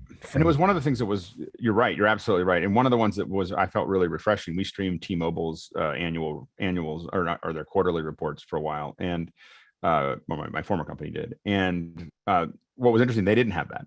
We did a lot of them, to your point, that did. John Legere definitely didn't. and their whole team would just say whatever they're going to say, and people actually came to watch it. Their shareholders actually wanted to see what they had to say because there were going to be fireworks. Go ahead, David. This may sound silly, but I would also suggest that we start to change the language that we use. I think we should stop calling these virtual events. There's nothing virtual about this other than the fact that it's digital. This is as real as it gets. And I would also suggest that we stop talking about in-person versus online. I'm here in person, on site versus online. Yeah, that's good. It's very good. It's one of the reasons I started moving away from virtual and started saying digital first, because I felt like it had been, the virtual event thing had been so ruined that we should just stop using that word. Next question. Rupert McCrae, Dallas, Texas is up next. And Rupert asks, should digital first also be thought of as environmental first and inclusive first? And in that case, how can in-person ever be justified being less environmentally friendly and less inclusive? I think that's a narrative that's going to continue to go up. It's a great point that narrative is going to completely, you are excluding huge parts of the world. You are creating huge impact when you have everyone moving. The one thing that I see going the other direction, which we're bidding on more and more every day, is having people have on-site, to David's point, not in person, but on-site activation, but in many parts of the world. Salesforce is doing that this fall. More and more, I think that what you're going to see is people saying, we're going to all get together. We're just not going to fly there. So we're going to include 50 cities or 100 cities. People are going to come into a room and they're going to watch something, and then they're going to hang out with each other, and they're going to have meals, and they're going to do all the other things they're going to do. They're just not all going to come to one place. Grant? Yeah, I on one of these events that I was talking about with the pulling all these internationals, like 200 people coming from all over the world would normally come to Singapore and do their thing. As we're pitching this total digital first event, what I said was, let's make sure that we include a line item that is to make the whole event carbon neutral. So because it's actually far easier to do it. And so using some calculators online, I mean, it's a couple of grand or something that you would throw at building some, growing some trees, whatever it is.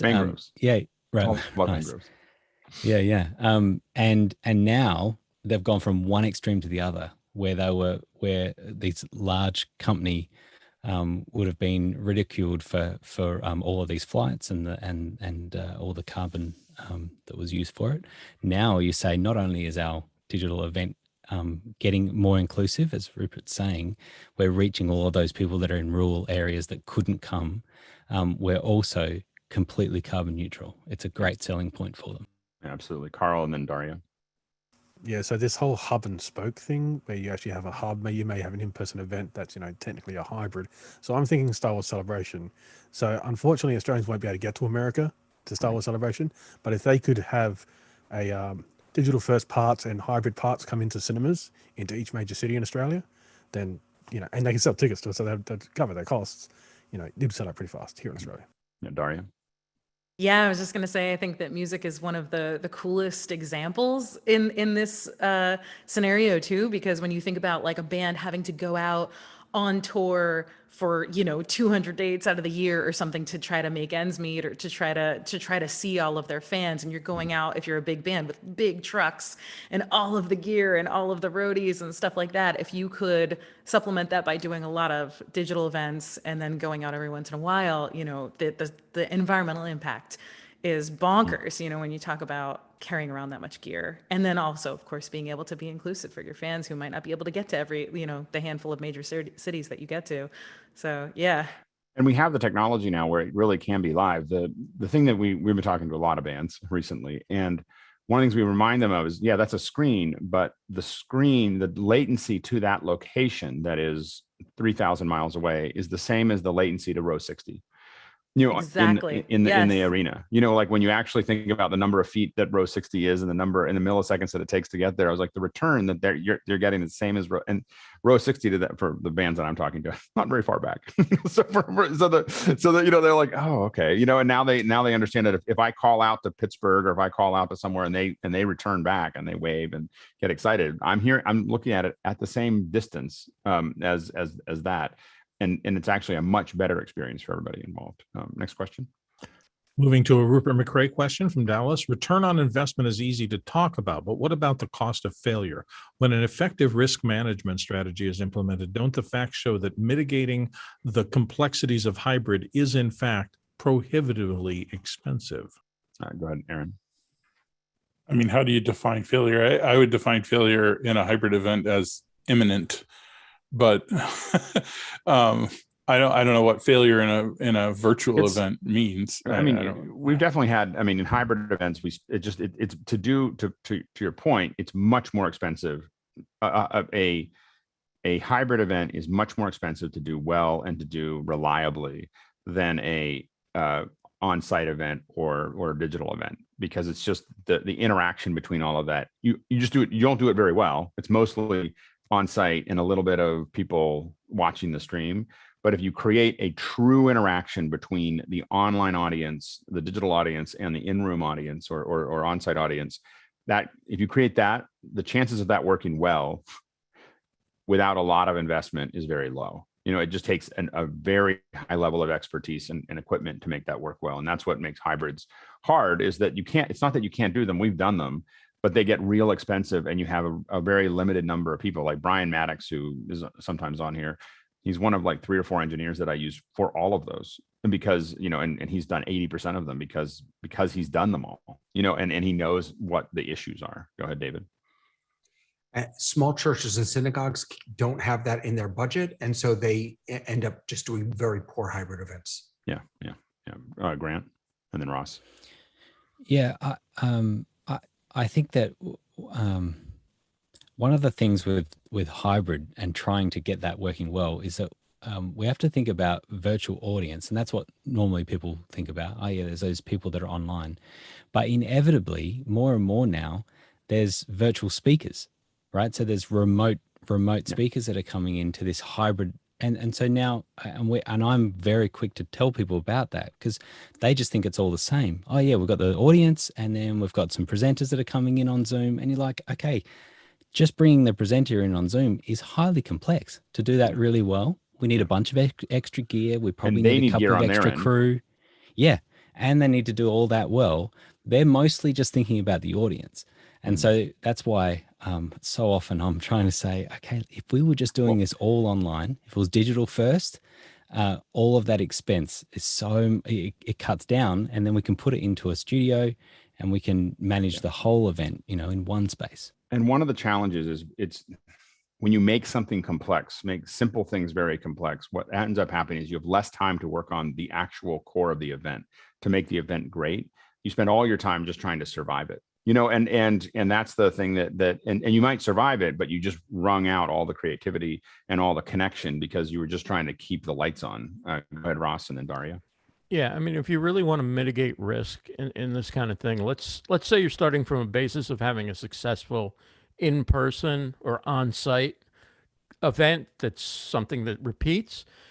I would say you want to make it a hybrid. If you're making it a hybrid event, you want to have a separate virtual or online digital track rather than trying to take things that don't mesh together very well and have a team specifically for that. Yep. So if it fails in one small part of what you have, but if it succeeds, you've hit a home run for the future. Yeah, and there was a big conference that happens in the spring that I was talking to somebody there, and my argument was make one room. You've got 20 rooms in different places that are doing panels.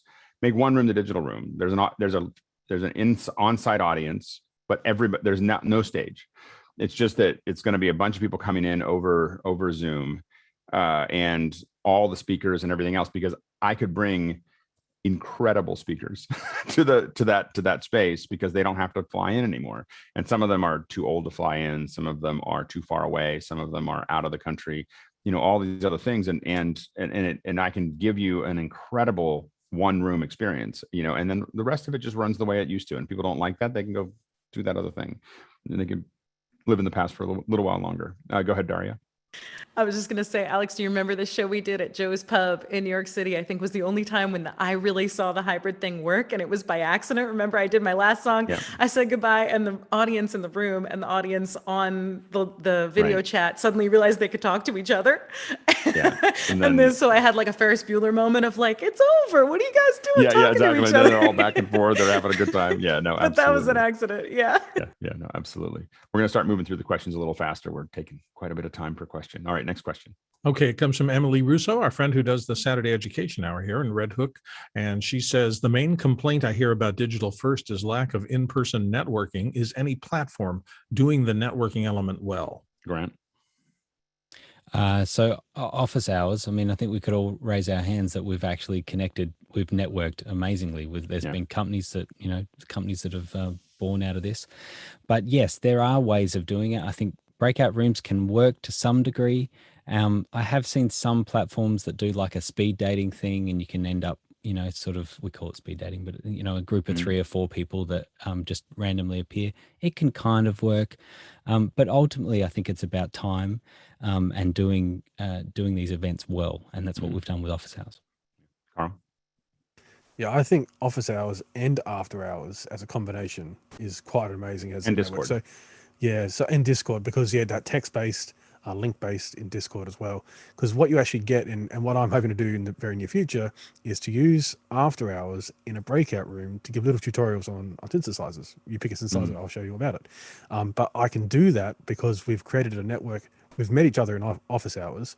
We move over to after hours, and that's kind of like you've gone out of the plenary session, you've gone down to the bistro down the street, and now you have a conversation with 5 or 10 people, and then maybe 2 of you get really into something, and you may want to go talk about it more.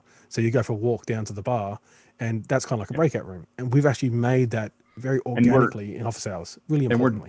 And we're doing this on a fraction of an event budget. I won't say that we haven't spent any money on it, but we, all of us have collectively on our own, but the kind of budgets that I do, even the most simple event, is astronomical compared to what we're spending on this. And we built this incredible community just out of time. Leo? So while I think that after hours works, it's still a single conversation with one person holding the conversation and others being involved in it. I actually think that GatherTown and Wonder are 2 platforms I've used. They do enable people to have multiple conversations at once. There is a barrier, but there was always a barrier to actually learning how to use Zoom. And I think the first thing people find when they use both of those is there's that first time barrier of understanding where they are, which can be off-putting. Once you get past that and you look at what you're able to do, which is to have communications in groups of bubbles of a certain number of people and be able to move between those bubbles, it becomes incredibly powerful. But it does present an issue with people when the first time they use it. They just go, oh, this is horrible, I don't like it. And go, John. Several companies are working on AI routines. There goes my bird. I don't know if you saw him fly through the set. So the ability to grab your social network and match people up is going to be significant in networking online. It's going to be way more significant than you could ever do in person. Yeah, and I think that the hard part you're going to have is that there's a lot of people who are going, as these communities start to build online, there's a lot of us that weren't that social in person in the first place, and we couldn't opt out, and now we can. You know, and so the thing is, you're going to have a huge number of people that people want to connect to that just don't want to be in any of those things, you know, like a gather town or anything that's going to break me into a small number. Other than this group, I don't have any interest in, you know, and there's a lot of, and I'm not alone, you know, that I don't want to be cornered, you know, and so that's the and as someone who's been in press and in front of a lot of people for 30 years, you get very sensitive about being cornered, you know, and so I think that that's one of the reasons a lot of us are not interested in going back. Next question. Ross Brand in New York City, and I'm a little unsure whether he means the terminology or the approach to the events, but his question is, what is the reason for or benefit of using digital first versus virtual? Yeah, I think that the main thing is, and no, go ahead, David. You can talk to that. Well, I was from the terminology standpoint, right? I think words really matter, especially when we're trying to sell this to our communities or our businesses. And virtual means not exactly what you're offering. And digital means, yeah, go ahead, I'm sorry. And we very much go into, when we people virtual, I think people have a picture of avatars and other things that, you know, and I'm reversing the whole thing because one of the things I've been talking about recently is that we're building a metaverse. Like this is a metaverse without all the avatars, we have this huge online community that is connected and has its own little world but we're not being hobbled by horrible little pieces of graphics. Go ahead, Stuart. Could I just point out that David described himself as a beginner or new to this platform before and has already jumped ahead of so many people. The keying's there, the graphics up, the name that rolled in as a graphic while he was making a point. It's beautiful. Yeah. He's taking over for Carl. All right, next question. The next one comes from Ross Brandt as well. And Ross says, in addition to Zoom, what do you think are the best digital or virtual event platform? Go ahead, Leo. So if you want a meeting and you want to be able to have multiple people involved, then there isn't. Zoom is way ahead of all the other ones like Teams.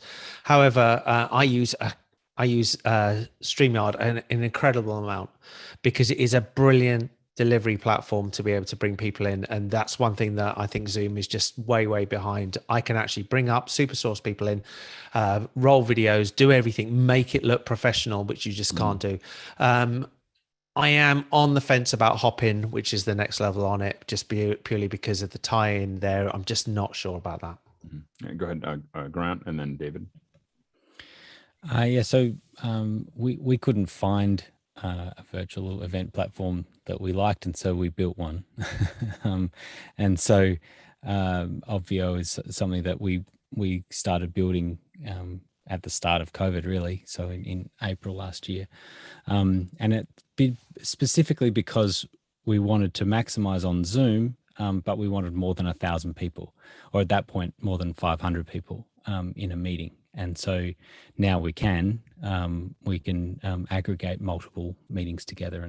And so that's what we've doubled down on Zoom because it works so well.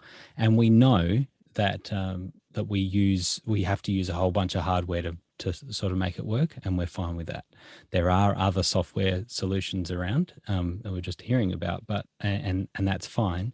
But we come from a large event production perspective, and so we throw that same sort of production value at it, and that's how we manage to make these events work well. Next question comes to us from Graham Cardwell in Portrush, Northern Ireland. And Graham says, this is my first visit this week, but Alex, unsurprisingly, looks well despite being in a hotel. Can he talk us through his kit if he hasn't already done so? Sure. I was doing pretty well, and then Rupert really showed us up. He was at a hotel and just knocked it out of the park over a couple of shows, and I was like, okay, I'm going to have to play a little harder. So I'll show you what my kit looks like. A lot of this is our this is much of the kit that we send out to people. So it's me kind of figuring it out. So let me see here. so this, you can, I'm gonna spin it around. So I've got these are, I think they're I want to say they're CTLTs or CSLTs. They're made by ProMaster. They're great little, because they go straight out like this. And so I can put them on the ground or I can put them on a desk. This is the Pavo tubes. So I've got two of those. Alex, if I can interrupt for a second, can we get Aaron to spotlight that camera? That's awesome. So anyway, so these are the Pavo tubes that I have set up there. By the way, I did turn this desk 90 degrees because otherwise it just was a bad framing. so I did do that this morning when I got up. I've got a MixPre 3 that I'm using there. And then I've got, this is pretty high tech. I use I forgot, I didn't bring a 1510, which I usually put my laptop on. So the ice bucket stand. The ice bucket turned out to be pretty good to move my laptop up. There's all of you, and there's a Brio. Down here is the back end of Mukana that I'm looking at there. And then I have another one of these Pavo tubes just set to blue back there. And that's pretty much the setup. It actually, while it looks like a lot, it actually will fit into a carry-on really easily. All of this stuff folds up into almost nothing. And that's one of the reasons we like these Pavo tubes, is because of that. So anyway, so that's the basic setup. And it's remarkably a simple setup, from that perspective of it'll fit into a backpack, or into a little piece of my carry-on. I have like a little bag that almost all the GAC goes into, and then it just disappears. And we mail it out to people. And so anyway, it allows me to test it. Anyway, I'm glad it looks okay. Next question. Graham Cardwell, again in Portrush, Northern Ireland, says, this is my first, oh, wait a second, no, that's the same question. So somehow it doesn't get cycled. Ted Claudio in Quezon City, Philippines. Once this COVID-19 crisis is over, do you think live streaming digital first events will be still profitable as a business or career? Go ahead, Leo. Well, there's at least 3 people on this panel are glad video never killed the radio star. And I think that it will continue. It definitely will. This is just a new media that has come out, and it will continue to be an additional media rather than replace. Grant, and then Rupert. Yeah, I think particularly around education-based large events, I think what they're seeing now is that you can do education throughout the whole year and not just an annual event. I think the annual event can still happen, but it doesn't need to be 7 days long. It can now just be 2 or 3 days, and they come and they play golf and they sit at the bar and they have a couple of big plenary sessions. But all the heavy lifting of that business education work can be happening throughout the year in digital first events. Yeah, Rupert. There's also a couple of analysts out there that say, I mean, this just thrust us forward by about a decade. So it's just a forwards path. There's no going back. I don't think it's a matter of whether it'll still be profitable. Online events in the next 10 years will be the most profitable. Like the physical events are going to fall away. They're not going to disappear. They're just not going to be as important because they're just going to be the small game rather than the big game. The big game is going to be online events. We're at the very beginning. When film was still before talkies, film was like this weird little thing and people got into it and they do stuff. But there was some point where it turned the corner and, theater didn't go away, but it's not the same as it was before. So that's the distinction. Go ahead, John. A good indication of this is Comdex. Comdex used to be the largest event in person for computers in the world. Yeah. And it's gone now. It's gone because of the internet. And fundamentally, a lot of people who go to these conferences, you got to remember, if you go to a giant booth at NAB or at IBC, that costs $2 to $5 million for them to do. And there's people starting to do the math of like, hey, if we spent $2 to $5 million on content, on interacting with our audience online every day or every week or whatever, we might actually make more sales than putting up a big booth. The big booth was there because we didn't have Zoom. Next question. Graham Cardwell in Belfast, Northern Ireland, again with our AGM and conference next week has been forced from in-person to digital due to COVID restrictions. I have recommended phone-filmed reports to be landscape, front-lit, and hands-free mic'd. What other quick wins can I suggest? Try not to use the phone if you can avoid it. Try to use the computer and a webcam. I think that a lot of us have been saying for the last little bit of time that we probably shouldn't jump back to physical events so quickly. So now we're kind of in a, you're in a bit of a turn. If you have to use the phone, I think you're on the right path of what you want to do. The number one thing that I'll say is conversation. Don't try to turn this into a bunch of big presentations. Go ahead, Grant. Yeah, I totally agree. I think it should be lots of interaction, and the things that don't have interaction, pre-record them as much as you can. Have them nice and tight. Pre-record them. You can play them out quickly, and then get to the conversation quickly. But that's what I heard is reports. He specified reports, so I think those are roll-ins for the conference, not the live conference. Well, that's how I read it. Yeah, and if it is, that's great. And one of the things that if you put out the videos before people get there, let them watch them. The people who want to watch them get to watch them. The people who don't want to watch them, which will be 80%, don't have to watch them. And then they can just be part of the conversation. The conversation will move forward with or without people watching. The 20% of the people who watched it will drive the conversation with questions, and the rest of them will get it. That's the crazy thing about putting out videos ahead of time is they say, well, not everyone will watch it. Yeah. Not everyone will watch it because they didn't want to watch it in the first place. They were just bored when you were watching it before. Go ahead, Courtney. All those are good suggestions if using your phone. The other one is use a gimbal if you are going to be moving around, and if you're static, get a tripod mount and mount that thing in a landscape position, and you can shoot on the phone all day long and be fine. Go ahead, Marty.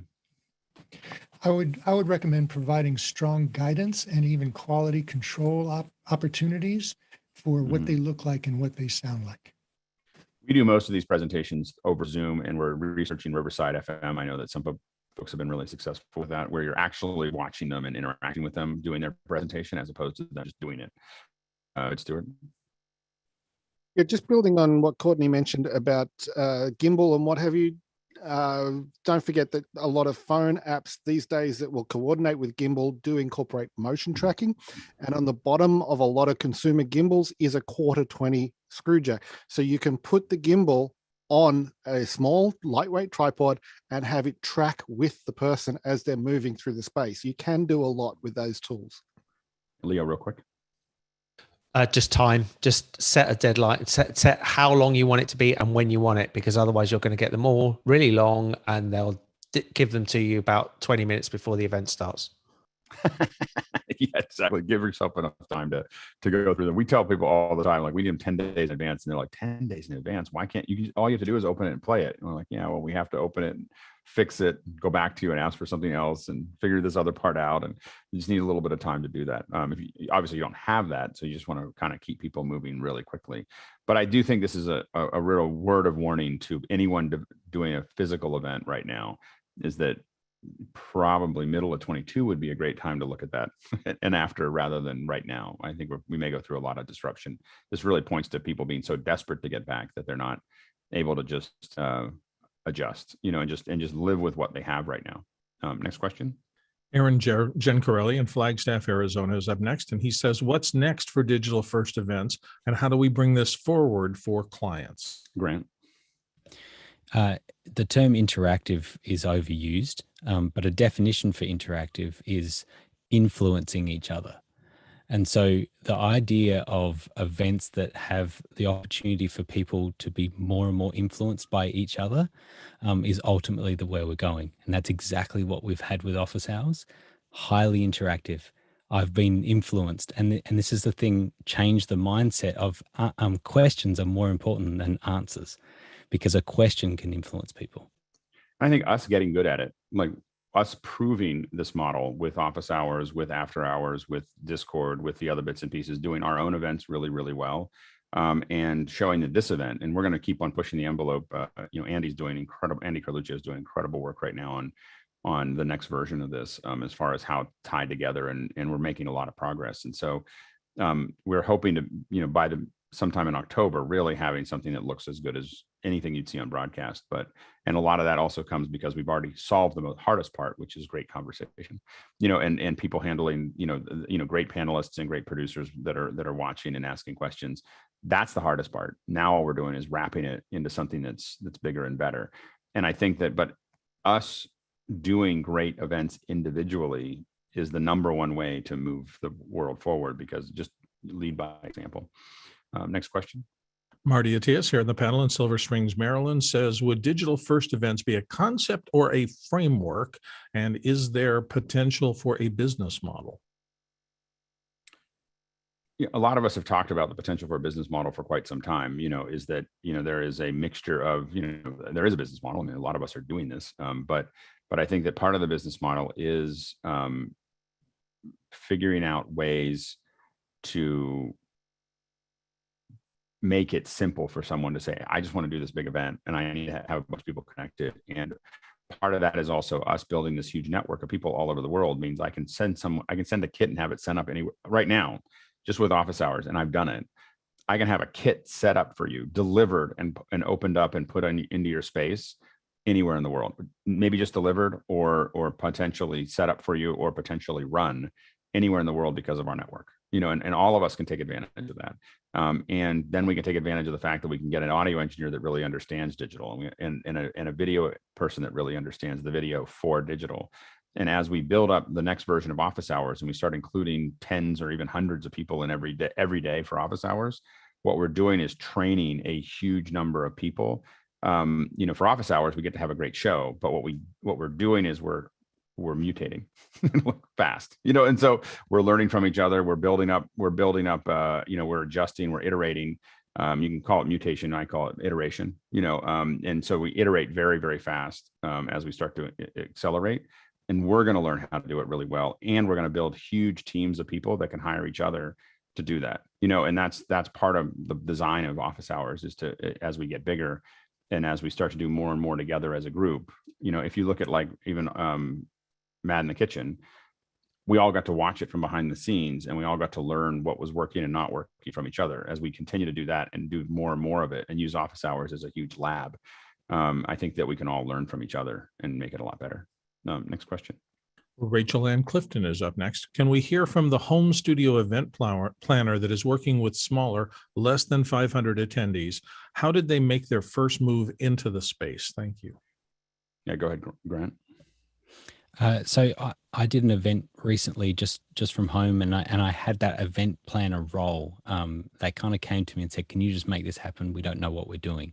It was a couple of hundred people, and the thing that I chose to do was keep everyone in Zoom and not do all my big production stuff with separate Zoom meetings and different different speaker Zoom meetings and things like that. It was all just in the one, and it was just very simple show craft principles that we put in place. And we just did lots of teaching around setting the expectation well about this being, not being apologetic. The worst thing you can do is come on and say, "Oh, wish I was in person." Actually, we're here now. This is a moment that couldn't have happened in person. This is something exciting. Mm-hmm. And so having that kind of energy about the event, and you can do it all by just teching all of the concerns that they have about a Zoom meeting, you take away from them because you're host and you're looking after and you're muting people and you're controlling all of that simple stuff you can do with one computer. I invited a bunch of people to show up and 50 showed up, and then 100, and then 150, then 200. And we very rarely go over 500. So if you're looking at 500, after 500 episodes, we have a lot of people watching it, but we don't have that many, we rarely get over 300 concurrent or 350 concurrent and across the platforms. And so, what we did is we just do it over and over again. And we're particular, we push people a little bit to do better. And we've turned it into something. But I will say, beyond digital events, I'll say that repetition is really important. The minimum iteration or the minimum period that I would recommend, minimum, is a week. Every week, have a meeting. Because it's not just that you're building that connection with everyone, but you're also building all the skill sets for the viewers. You're building the reason that this conversation goes so well is because we've got hundreds of producers that know how this works, and we have tens or sometimes hundreds of panelists that know how this works, that come in and understand the game plan. And we do that because we've done it a lot, and that is, and we're a, hyper version of that problem. But the point is that We have 10 years of experience of weekly. If we did it this weekly, we'd be now in year 10, to do, to do this. And so, but that's why this conversation works. And so you can't have this kind of conversation when you do it once a year.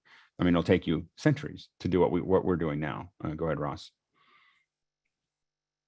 It's very doable. And if you use, like I've used Hopin twice, and I've done sort of the virtual summit style. But basically, you can do it all yourself. Like, I mean, I hosted and produced it basically myself, and I had speakers and I had panels.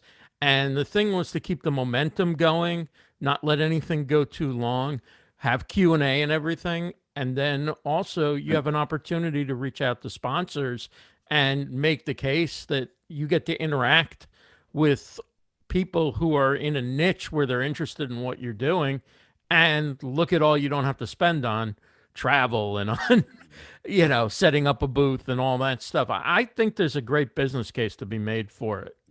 Absolutely. Next question. Glenn Mead in Waterloo, Ontario, Canada is next. How would you recommend that a graphics operator specializing in PowerPoint, Keynote, and so forth, with some knowledge of Unreal Engine, Touch Designer, Ventoon, and so forth, for in-person events, get a foot in the door with digital first events?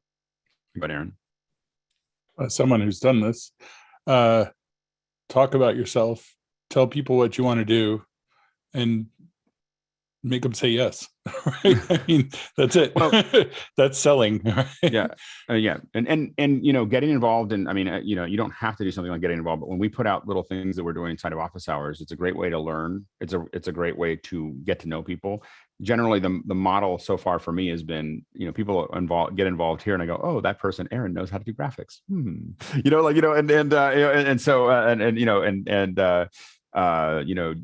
I know, and I'm slowly triangulating what everybody's different skill sets are, and I go, I'll hire them for this when it comes up because I understand what their skill sets are. So I would say get involved with a community. This is a good community to do that with. Because I know that for me, people knowing Keynote specifically, if I knew they're really good at it, there's probably things that I would hire them to do right now instead of me doing it, because I do it mostly because I don't know who else really knows Keynote the way I do. And so those are the things that I would definitely look at. Go ahead, Bill, and then Leo, and then Grant. And we're going to run a little over, but we are going to accelerate at the same time to finish off these questions. Go ahead. Fair enough. My formula has always been, number one, show up. Number two, demonstrate competence. It used to be hard because you had to get your foot into a physical building or something like that. That's all gone away. We're all online. The world is online. Show up, demonstrate competence, then be a good person, and you'll be fine. Go ahead, Leo. So far I have run 2 word fests, which I put the request for people to come and help and use VMIX and do all of these things, put it into here, put it in, and I had people from this panel and others join. Ken and I are close to launching the new office hours last week in office hours, and we want people to create packages. So it will be an opportunity for people to actually demonstrate or actually try out these tools and be able to create show reels from it. Yeah, Grant. I would just say get your home set up very strong. So work on some redundant power, redundant internet, and have a setup that you could actually operate from your home, so that you can work on a bunch of virtual events then by working from home. And one of the things we've talked a lot about what Carl does as far as showing things up. We are going to have a team that is going to learn from Carl and others to basically build.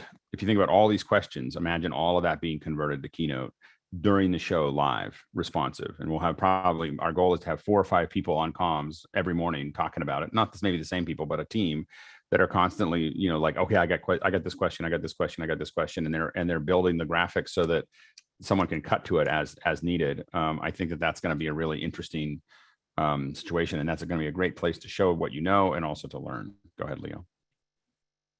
And I know it's been said before, look good on camera yourself. Yeah. If your own setup is poor and it's blurry green screens and all that sort of thing, nobody's ever going to believe you can actually deliver a good thing.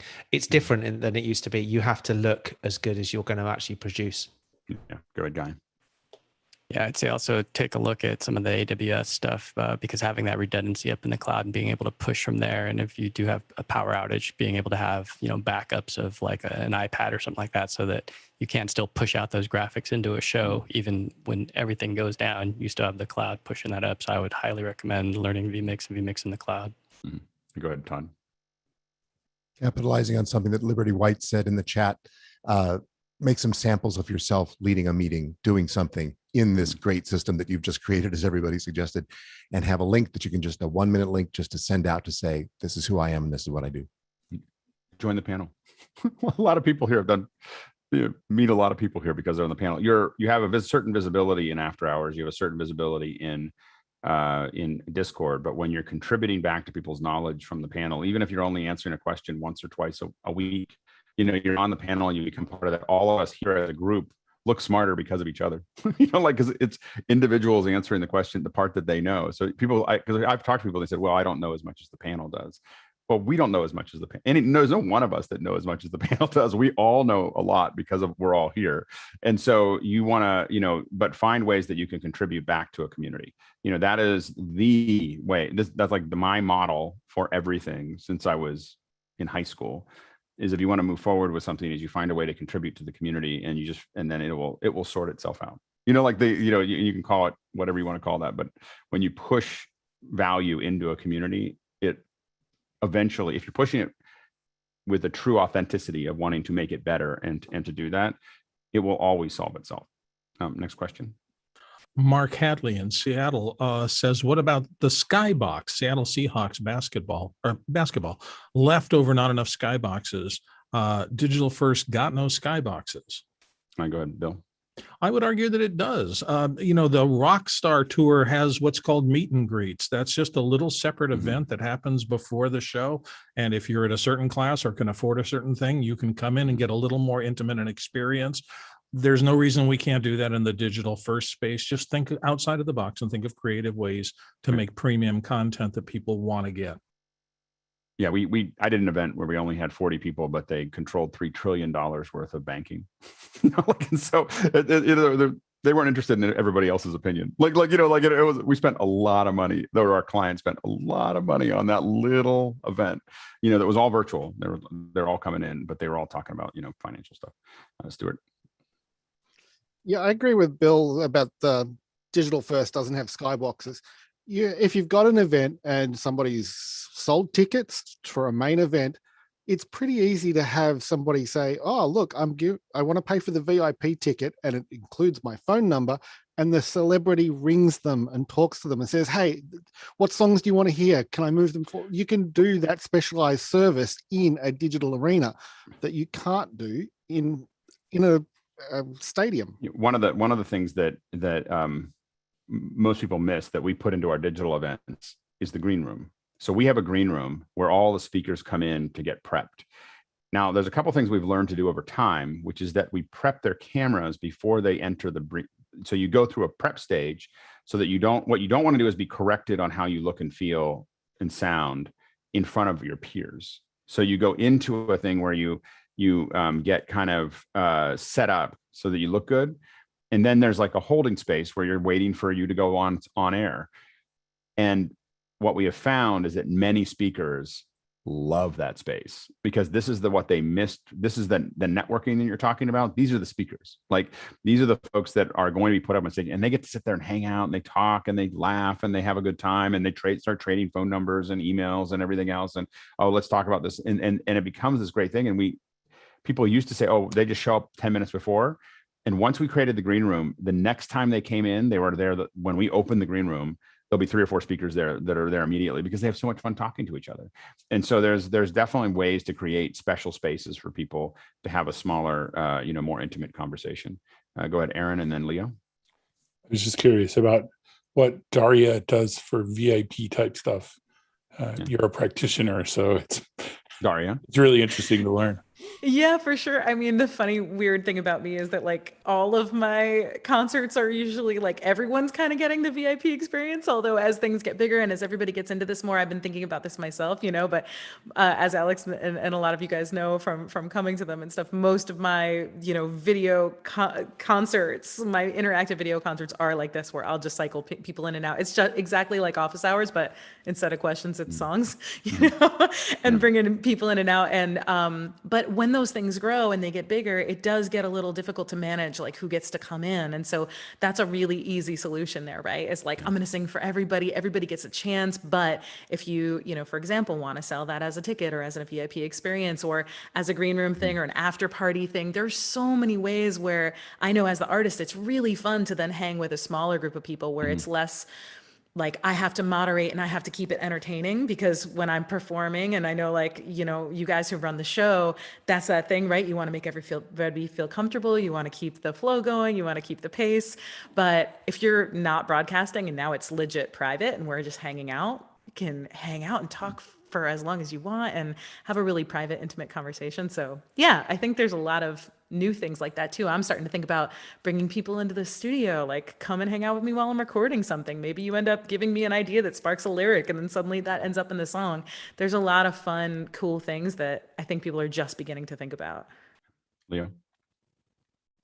So the House of Worship done by PTZ Optics, their conferences, what they do is that there is a green room that you go into. So as a speaker finishes his discussion on there, he then drops into there, which you pay for to be in. So you get into a Zoom room with them, and then it just keeps rotating. So as each speaker finishes, they go into there while the live session is going on, and so you can get there. It's like a personal one-to-one with whoever was talking earlier.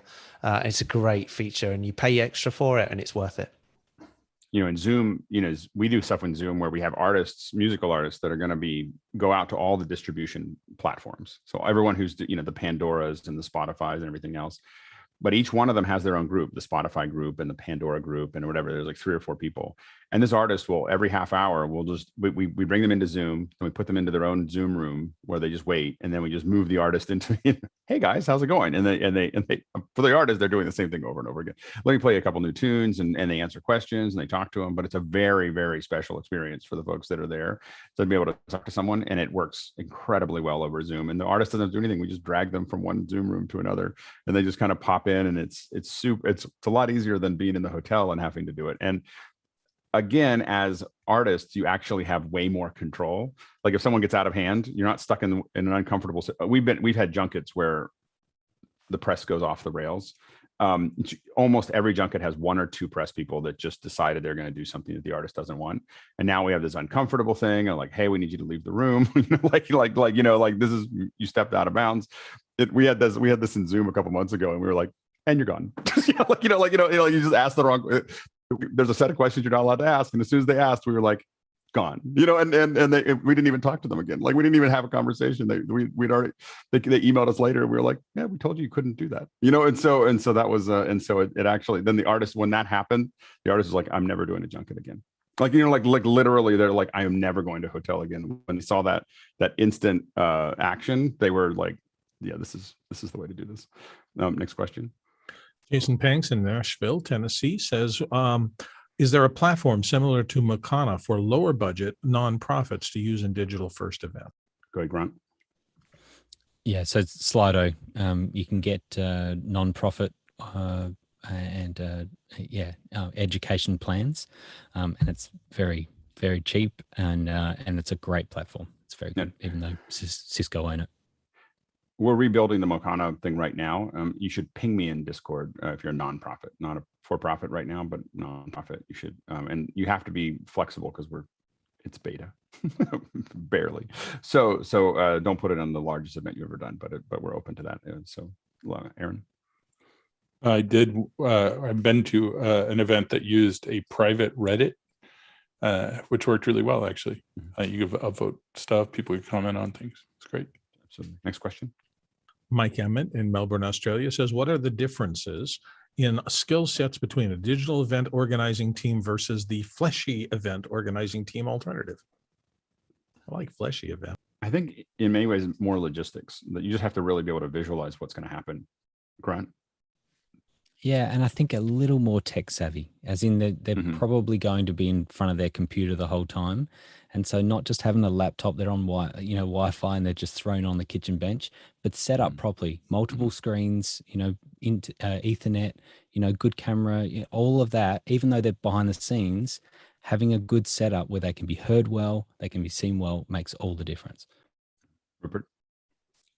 I think when you're working in a physical event space, a lot of things are done for you. Somebody else is worrying about how to keep the lights on. Somebody else is worrying about how to keep the AC on. In the digital world, if you're working remotely, you've got to worry about, or at least plan everything and make sure it's there for yourself. And I think that a lot of times people aren't used to managing the other speakers at the level that we do. Speakers show up, you worry about how they show up at the hotel and whether they're in the room on time and, all those other bits and where is their green room, but they don't know how to convert that to a digital space where we're now accountable for their living room or their office or whatever, and how that's going to actually work. And they don't, because it's easy for them to control a space that they own. With a virtual space, with a virtual speaker and 20 or 30 or 50 of these virtual speakers, you're accountable for all of their rooms. And that takes time, and so you have to start with 50 people, you have to start working on them 2 weeks in advance. And, there's, you have to talk to them and you have to be unreasonable and you have to get them to do things and run a 100-foot cable through their house and they're, and change conference rooms and all those things. And that it's just an enormous amount of work that people that do physical events aren't used to, because they just only manage the space that they're in. Next. Yeah, go ahead, Guy. Yeah, I mean, Unity comms, as opposed to having walkie-talkies on site, things like Google Docs that, change on the fly across multiple screens across the globe versus clipboards and printing out things. So it's just getting up to speed on these things. And if you have a Tucker or somebody that can help you with comms, it's a great way to get up to speed. You and bring professionals in to do this. And in our community, we have most of the secret weapons. to do this, like most of the people that can, if you need to do a whole bunch of meetings and do breakouts and do everything else, there's, you have, Grant and audio and Blue, and you have Leo doing a bunch of the stuff, and you have, in different sense of that, you have Tucker doing being able to build up the comms. There's lots of people here who, and I'm just throwing a couple examples, but we have a lot of different people here who have incredible expertise and do some of the largest events out there, for this stuff. Don't try to do it all yourself. That's the one thing I will say is that I don't try to work on my own car. It's dangerous.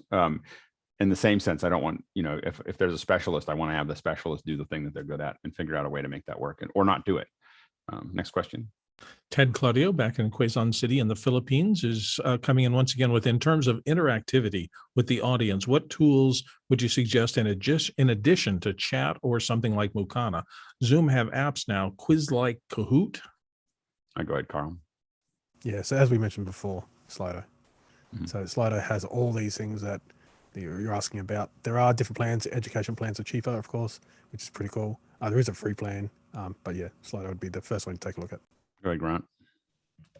Yeah, so just talking about Zoom apps, the thing is that it's actually installed, the app is installed on the user, and so it's not actually something you can just push into a meeting and everyone gets it.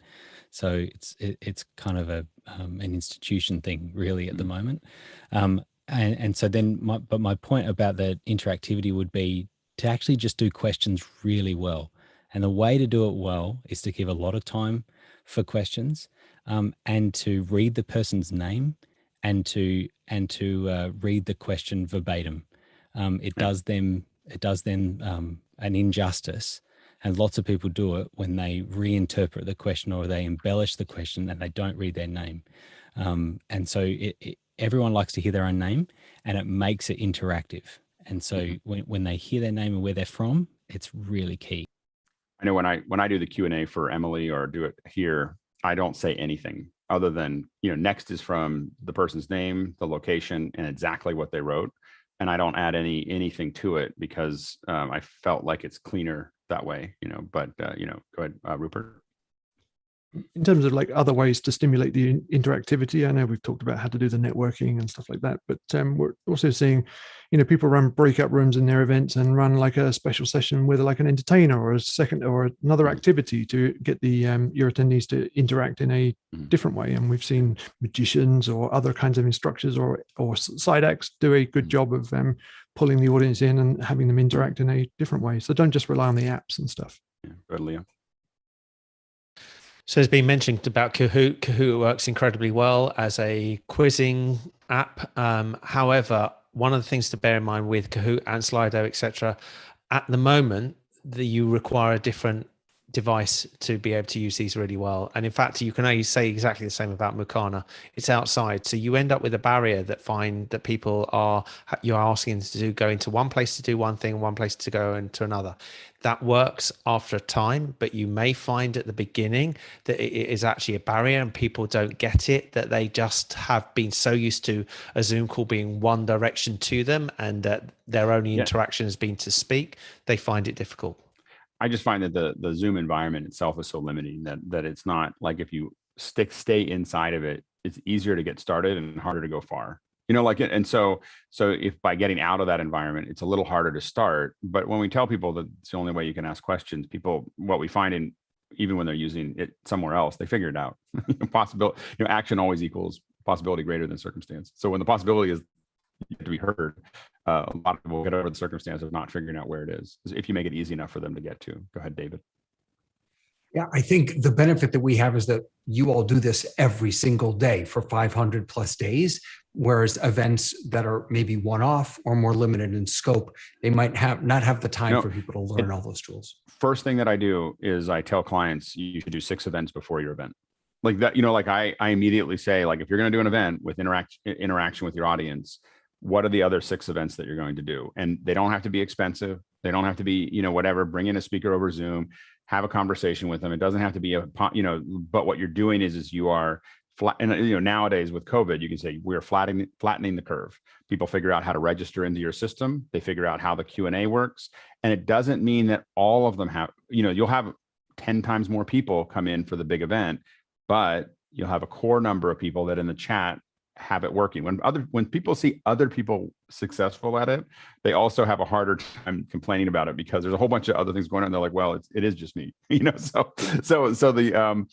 So we often push people, and they don't all listen to us. They go, oh, well, I just want to do this one event, and that's a horrible way to do this because people don't, they don't have, to your point, they don't have, and especially when you do one-off events where you keep on changing the platform. Oh, we're going to use Hopin for this one, we're going to use GatherTown for this one, and we're going to use this for this one. You're forcing your audience to relearn, everything as you go down the path.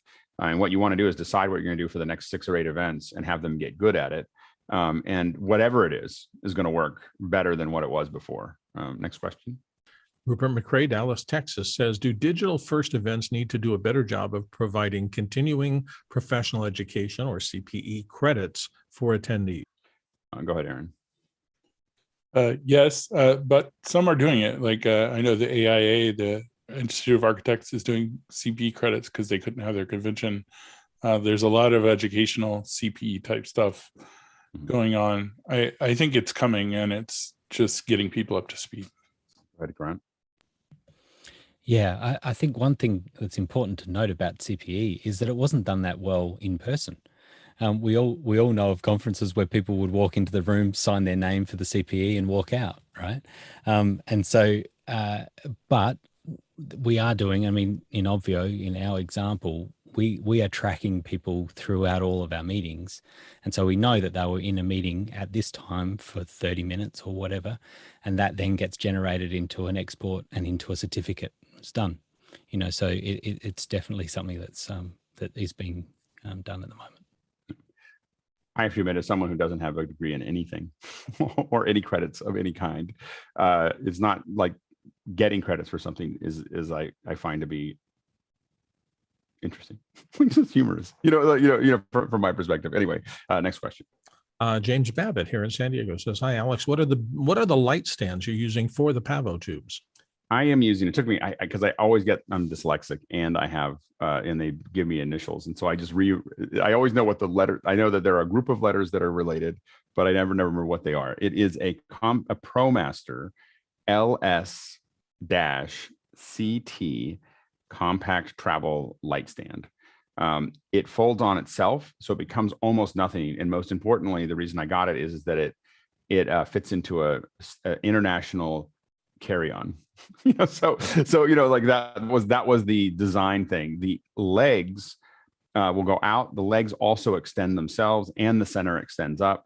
And I've used it probably for 6 or 7 years. As now, we buy them in mass for our remote kits, but I've been using them. What I bought them for originally was that it has 3 different angles that it'll lock to. And by locking it up like this and keeping the legs short and then having a long center stem, it's easier for me to get rid of in 360. If I shoot a 360 image or video, it's easier for me to paint the tripod out. So that's why I bought them originally, was they were the right tripod for painting out and because the legs extended, I could even them out on uneven terrain. And so that's why I got them. But now I use them all the time because they're small and they put the lights up. Go ahead, Courtney. When it goes through the TSA X-ray, does it warrant a pull aside and nope. Okay, you've got to open your bag? Nope. It's completely that doesn't cause any trouble at all. The MixPre sometimes does, but the poles themselves don't. Next question. Jasmine Lee in Singapore is up next with how would we leverage on the digital first production to make it the on-site experience better than it used to be? Go ahead, Carl. Bring in guest panelist speakers that you definitely couldn't bring in any other way. Mm-hmm. Yeah, go ahead, Leon. I think one of the things we've seen is that asking questions which don't involve opening a microphone, also using documentation, which is digital documentation. So we talked about Google Sheets, etc. We can actually tighten a lot of on-site production by using the new skills we've learned. Grant. Pack away your stage and just put a big screen there, and you can do have panels and things like that are all just digital in the main room. I think that many conferences whenever they become physical again, there's going to be a few rooms that are exactly what Grant talked about, which is that they're going to be no stage. These are designed for virtual. And people are going to go in and everyone's going to come in over Zoom or something else. And they're going to be able to talk to each other and have a conversation and talk to the audience and maybe get questions via text, maybe get questions, there's a bunch of different ways of doing that. And have this kind of very virtual experience, but in a physical world, because the thing is that people in that physical space can still have dinner together, have hors d'oeuvres, drinks, hang out, do all those things. But they can actually get to Grant's experience, and to also what was mentioned before was that you can bring people in that you could never bring in otherwise. You can bring people in from India or from Africa or from other places that they could just logistically, you could never get them there. We were going the other direction. We were doing point-to-points for Fortune 10, where the CEO or a C-suite doesn't want to go to Singapore or doesn't want to go to Morocco or India or whatever, but they do want to talk to people. They want to interact with them. And so we would build up a studio outside their office. They'd literally walk out of their office and sit down and have this great experience with employees, with partners, with everything else. And when you get that working, the moment it works, like the very first one, they were like, I'm never traveling again. Like this is, because it's not efficient for a C-suite officer to take 5 days to do a 1 hour talk. It just doesn't, there's no ROI that has that turn out well, when you're paying these people millions of dollars a year. Go ahead, Aaron. Silent disco for Zoom. That's your next question. Oh, I'm sorry, Marty. One. I missed you there, Marty. Oh, thanks. Yeah, I could say the same thing that you were saying about the CEOs to the attendees. Right. Going to a weekend or week-long physical event in Vegas or New York or wherever, that's a huge load on your time and traveling and all that. And you're sitting in an arena where you may be 100 feet from the stage and you really can't see, but you're watching a screen. Or if you're going to watch a screen, I can watch a screen here and I can see you better and hear you better and talk to you better. And to your point, one of the important things about digital first events is the ability to give the audience choice.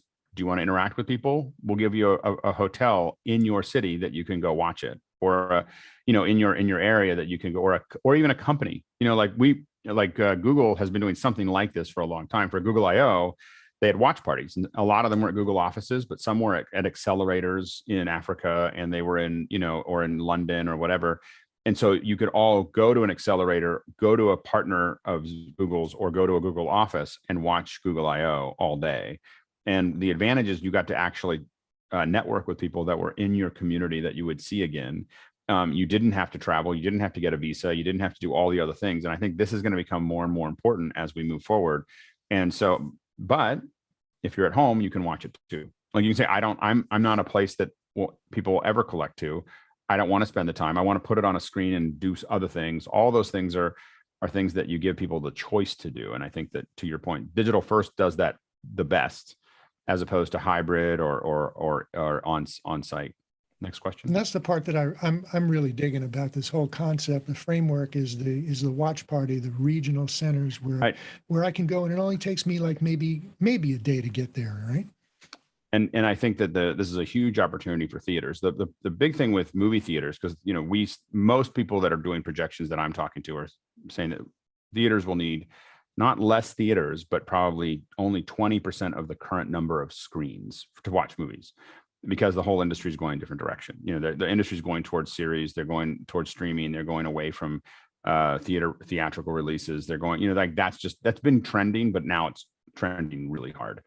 So what do you do with the rest of the screens? Well, they had to charge us an enormous amount of money when we were competing with ticket sales, but now that they have a lot of fallow screens, there's a lot of ways to make this cost effective, and the sound system's great, and you can potentially provide lots of food and beverages. So it's like there's a lot of things that you can do from a theater perspective. And if you think about concerts, you think about a big band like a Taylor Swift or a Rolling Stones or something like that, or playing to enormous numbers of theaters. There's a lot of eventually we're going to see, Daria's here with us. We all know that eventually she'll be in 200 theaters, and there'll be people watching. It'll all be, and we'll be like, and then she used to come to 200,000. Yeah, exactly. There won't be any. We used to. You guys are going to be the ones running it. Exactly. All right, last question. Douglas Carmichael says the University of Illinois Kennard Performing Arts Center talked about bringing back in-person events. Will we ever move beyond normal completely into the future? Go ahead, Bill.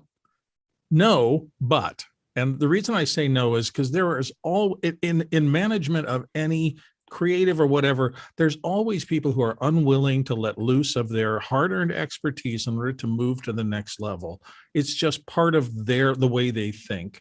And the people that I find myself surrounded with on this panel, one of the things I most love about all of you is that universally you are willing to jettison things that you believe were important to go forward and learn new things that are going to be more important as we move. It's that bravery to say, even though I know this and I'm getting paid for it, I will toss it away if I need to go farther, faster. And that's magnificent. Go ahead, Aaron. Change is constant all of the time, and global pandemics are very compelling events for change. Rupert? So I actually looked at this particular link, and that article was dated back from June, and so they're looking forward to doing stuff. They've since released an article saying, well, we're looking at seeing how things are changing, and they're not yet selling tickets for their events. So we'll just see how that goes. Yeah. Grant? Yeah, I don't think it's changing for a while. And I think that the fact that we've just spent an hour and a half talking about digital events shows that there is a lot of interest in it. Mm-hmm. Stuart? Evolve or die out. This is nature, and change is inevitable. Get with the program. Well, and the thing is that it is, to the point, we haven't reached critical mass where suddenly digital events turn the corner. There are definitely digital events where you see a hint of it. You see a hint of, wow, this is really going the right direction. And see another one that has a hint of another place going the right direction. And there's some that have amazing moments. and there's some that have, but they're all kind of in this that kind of teenage, uncomfortable, messy, like whatever of trying to figure things out. There are going to be these digital events that start to turn the corner within the next 3 to 6 months. And as these digital events start to hit, the ROI is not going to add up. Again, I'm not saying that every time I say this, I get a whole bunch of things on Discord or Twitter or something about, well, physical events aren't going away. Well, yeah, they're not going away. Like they're not going to go away.